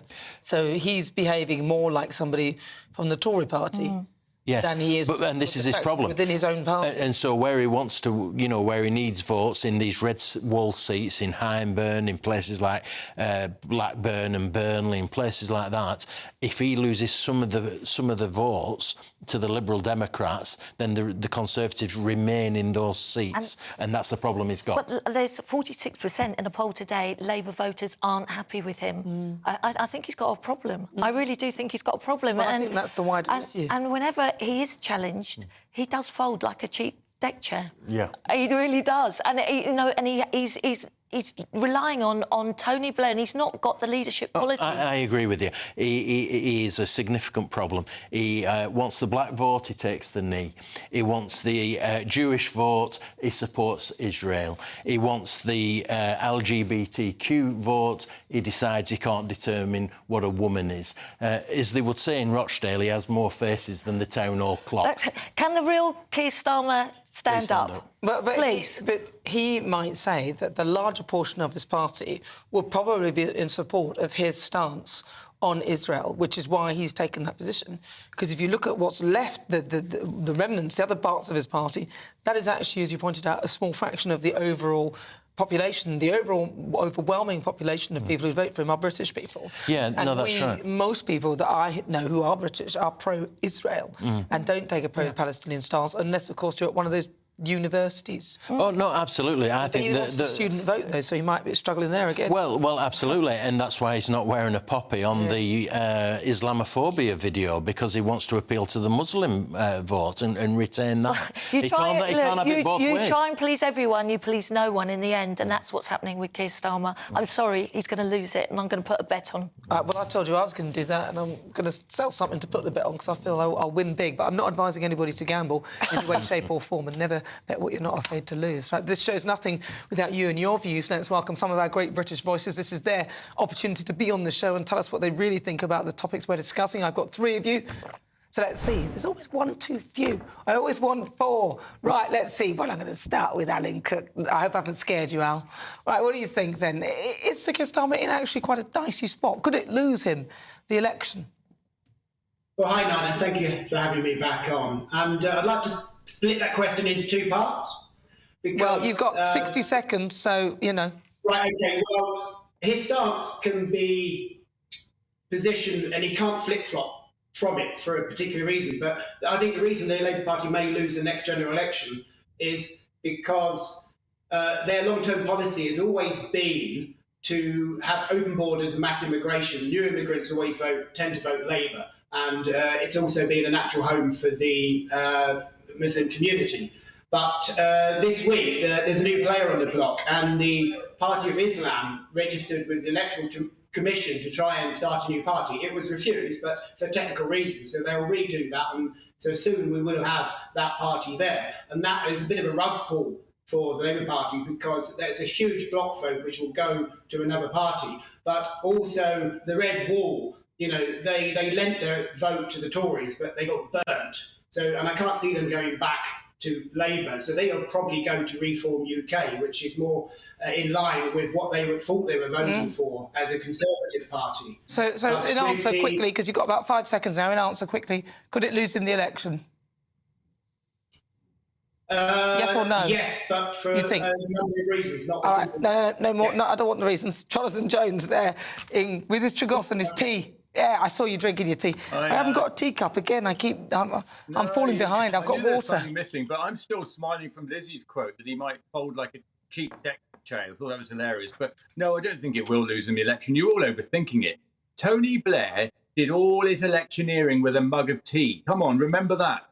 And we've been very fortunate to serve tea to all the prime ministers since. And we said to David Cameron, just as he was about to lose his election or get booted out, the reason that Blair won and you don't is that you're not seen out drinking the national drink enough. And you're overthinking it. It's not just about Gaza and all of that. It's terrible what's going on there. But you've got to be seen out drinking the national drink. That's what wins elections, Nana. Although I prefer Alan's drink there in a large glass. There, like a glass of wine, that looked a lot better to me. Forget the tea, mate. And let's get to Brian. Brian Dugan, he's there in Solihull. Brian. I thought it was ice creams that you're supposed to have during electioneering campaigns. But to the issue, Nana, I don't think that this single issue will or will not, one way or the other, win or lose the election for Keir Starmer. I think he has found himself between a rock and a hard place. The interview with Nigel Farage didn't go quite as smoothly as he would have wanted. He had to clarify what he said. He said that he wasn't referring to the fact that they had the right to turn off the electricity, the water, etc. He was referring to the overall issue of Israel had the right to defend itself. And of course, what he wants to do is put distance between the kind of Corbyn era, what was perceived to be an anti-Semitic element within the party, and what he wants to do, which is embrace the Jewish community and make them feel more at home within the Labour confines. But this is a very, very difficult line to straddle, as he's finding out in terms of holding his front bench, as you pointed out, and backbenchers as well. So it is difficult, but I don't think it will lose him the election. You don't think it will? Well, I think it could escalate. I think it could. I think it shows a very unsavoury side. But anyway, thank you very much, Alan. Not Alan. It's Alan. Oh, it is Alan. Alan Cook. Thank you, Alan. Brian. Alison Jonathan, really good to talk to you. Lovely. OK, there's my great British voices. What do you think? gbviews@gbnews.com. We will try and read some more of your messages. I apologise because I haven't read emails out. I've only read a few, but I'll try and read some more. But moving on to another story that caught my eye today. Home Secretary Suella Braverman has faced backlash after saying that rough sleeping is a lifestyle choice. Well, she wants to basically restrict the use of tents by homeless people that block doorways, shops, and suggests that many tent users are from abroad. The Home Secretary has been labelled cruel and ignorant. She begins her crackdown on, I quote, a lifestyle choice. Let's see what my panel make of that. Joining me, Lizzie Cundy and also Simon Danchuk. Simon, is it a lifestyle choice? Are they taking her words out of context? Is that... Well, I don't think it's a lifestyle choice necessarily, but I do think there is something interesting in actually banning charities from giving free tents to people who are homeless. I think it is an issue, and I think it's quite a creative solution, but it has to be partnered with something else. We now got... The Home Secretary is responsible for immigration. We see in the government move illegal immigrants out of hotels. Let's start using those hotels to house homeless people. Perhaps that's part of the solution. But it is easy for charities. They feel good giving away a free tent, and we end up with these, large communities of homeless people living in tents. That is not how we should be in Britain. Well, look, first order of any government is to look after its own people, and we are not doing that. And I think it's totally disgraceful what she said, to be honest. So where are they supposed to go, these people in the tents? We're spending now $3.9 billion a year on immigration, 8 million a day, and all in the hotels. None of our solutions have worked. What about many of the homeless are veterans? I actually bought one a tent because it was so cold. I used to pass him all the time outside our shopping centre. But you're part of the problem. No, I'm not part of the problem. This government hasn't done enough for our own people. Look what we're spending on immigration. That's our taxpayers' money. These issues... And I think it's disgraceful. Take a lifestyle choice. I'm sorry, they've mental health illness, so drug problems, so many other issues, and why they're on the streets. And I work for a charity that helps, and I've heard the stories, and they're heartbreaking. And I say, let's help our own, and it should be the first order of any government. And we're not looking after our own. It does seem an odd choice of words, to be fair, because I like Swallow Braverman, but I think that's an odd choice of words, because I get it that some people may not necessarily need to be homeless, but I don't know who would want to sleep on the streets. So I would suggest that if she thinks that, perhaps she could house these people in the Bibby Stockholm, because they'd be grateful, probably, for space. I don't know. But, well, I think the idea is to move illegal immigrants out of hotels, use the hotel's capacity for homeless people. Well, if she does that... But look, the barges are still empty. Yeah, but I think I'm up for that if she takes the homeless people from there and puts them somewhere that is properly sheltered, and then perhaps give the tent to the migrants. But look at them complaining. I mean, like a big marquee, like some other countries. Yeah. But her point is that some of these people who are living in tents are illegal immigrants. They're people who've probably not been removed from the country, which has been a failure of the Home Office as well. But you were right. It's about mental health issues. It's about housing, rent levels. Well, the barges are costing 20 grand, a week. I'm sorry. How about they put the homeless there? They'd be very grateful for that. Snooker, food, Wi-Fi. And they're complaining and don't want to go on. How is that right? Yeah, it does seem a bit odd. But right now, come on, join me at home. It's time for the quickfire quiz. It's the part of the show where I task my panel on some of the other stories hitting the headlines right now. I'm joined by broadcaster and columnist Lizzie Cundy. Your buzzer, please. And also former Labour Party MP Simon Danchuk. Your buzzer, please. Right, and don't forget, please play along at home. Right, so question number 1. Following storms Babette and Kieran, what's the name planned for the next storm? Is it A, Debbie, B, Benny, or C, Denny? Go for C. C, Demi? Demi. B, you think Denny. So Demi and Denny, let's see if it's any of those. It's Debbie. Oh! No, it's none of them. It's none of them. Oh, there you go. I knew it started with a D. Yeah, that was good. Right, question 2. True or false? The word that's been named Word of the Year in the Collins Dictionary is AI. True or false? Lizzie Cundy? True. It's true? What do you think? False. You think it's false? It's true. AI. Although it's sort of... Is it a word? I mean, AI. 2 words. AI. If it was 2 words, really. I. So aye, Kevin. So AI, I think, is technically 2 words. So why are they saying it's 1? Yeah. So I've won that then. Well, no, you still didn't win it. I think we need to go back to the dictionary and have a word with them about that, because that works out as 2 words. Question 3. Which former Conservative MP has a book... Oh, sorry, I'm not allowed to do it. No. And you pressed yours as well. I didn't. All right.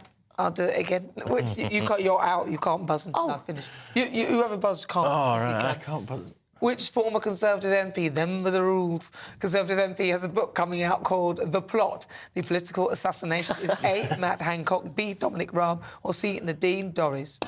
Lizzie Cundy. Lovely Nadine Dorries. Nadine. Oh, I want to read...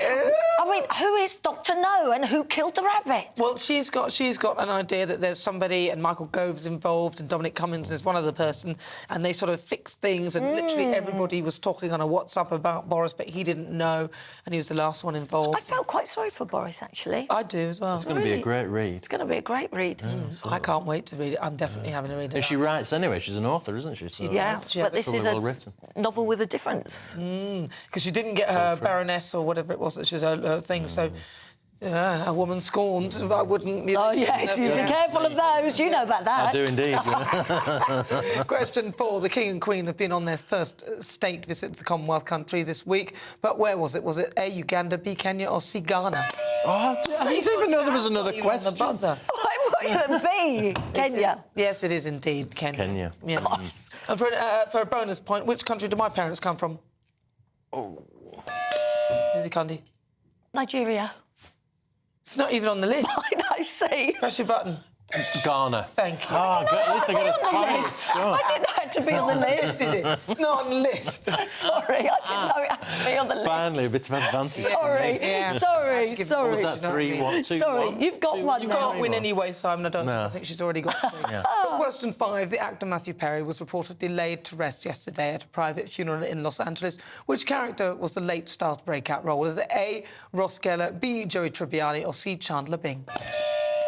Lizzie Candy. C, Chandler. It was indeed Chandler Bing, yes, it was. And I loved Friends. I know, me too. Such a good big movie. fan of I loved it. I loved it. It's so sad. Very It's sad. passing. It was shocking. It's a bit, I think, questionable, though, because he was in a jacuzzi or whatever, a hot tub on his own. But he was so brave talking about all his issues and bless his everything. heart. It's very sad news. I was It's a big shocked. issue about comedians, though, and being sad depressed. inside, Yeah. Well, I'm a comedian. And I'm pretty happy. You are? Right, well, on today's show, I've been asking, should the pro-Palestine march be allowed on Armistice Day? According to our Twitter poll, 72% of you said yes, and 23% of you said no. I'm surprised they're saying it should be allowed. But I suppose it's freedom of speech, and, you know, our viewers, they like that. Well, thank you so much, by the way, to my panel, broadcaster and columnist Lizzie Cundy, and also former Labour Party MP Simon Danchuk. Thank you so much, Simon.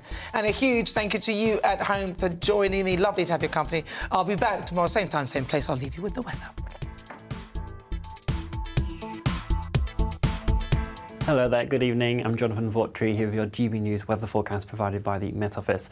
Slight mixed picture for those of us stepping out for fireworks shows over the next couple of days, particularly tonight. There will be some heavy showers across parts of southeast England, maybe with some rumbles of thunder. Outbreaks of rain also for northern central England into parts of Wales. Quite a lot of mist and murk developing also.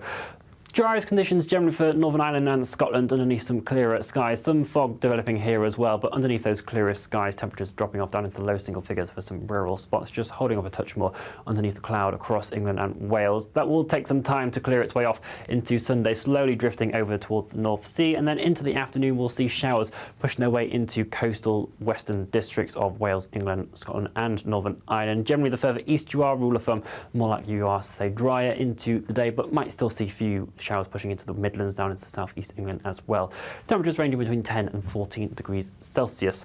As we stared into the new working week, low pressure sits itself to the northeast of the UK, so we start feeling in this northwesterly feed of air quite persistently. So once again on Monday, showers will be most frequent across the west, could be heavy at times, maybe with some rumbles of thunder and hail also. Still quite breezy for many of us, but once again, eastern areas seeing largely dry conditions with prolonged amounts of sunshine. Temperatures generally around average for the time of year. Showery theme continues into Tuesday, but more persistent rain arrives to Wednesday. Enjoy your evening. Bye-bye. Who is it? We're here for the show.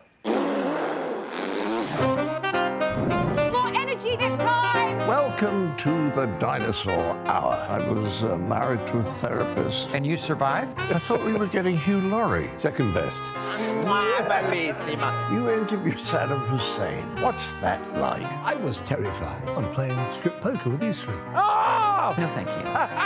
My CDs need to be put in alphabetical order. Are you going to be problematic again? The Dinosaur Hour. Sundays at 9 on GB News.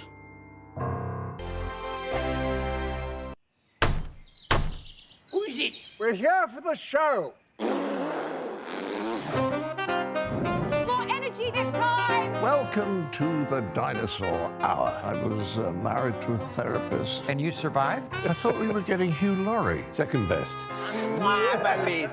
You interviewed Saddam Hussein. What's that like? I was terrified. I'm playing strip poker with you three. Oh! No, thank you. My CDs need to be put in alphabetical order. Are you going to be problematic again? The Dinosaur Hour. Sundays at 9 on GB News. What you get for breakfast is something that, if we do our jobs right, you will wake up to news that you didn't know the night before. It's a conversation. It's not just me and Eamon. We want to get to know you, and we want you to get to know us. From 6, it's Breakfast with Eamon and Isabel. Monday to Thursdays on GB News. Britain's news channel. People in Britain, they love free speech, but they also love fair play. I don't care if I'm speaking somebody from a trade union, from the Labour Party, somebody from the SNP. And I think the viewers like to see that actually we can challenge one another, but in a positive way. We think we ask the questions that people want to ask, and often we ask the questions that we wanted to ask in Parliament but never got the chance to ask. So join us every Saturday, 10 a.m. till noon on GB News, Britain's news channel. Nightmare commute? Kick it up a gear with me, Patrick Christie's, at Drive Time, 3 till 6 p.m, Monday to Friday on GB News Radio. You can listen online and on DAB+, on the smart speaker app.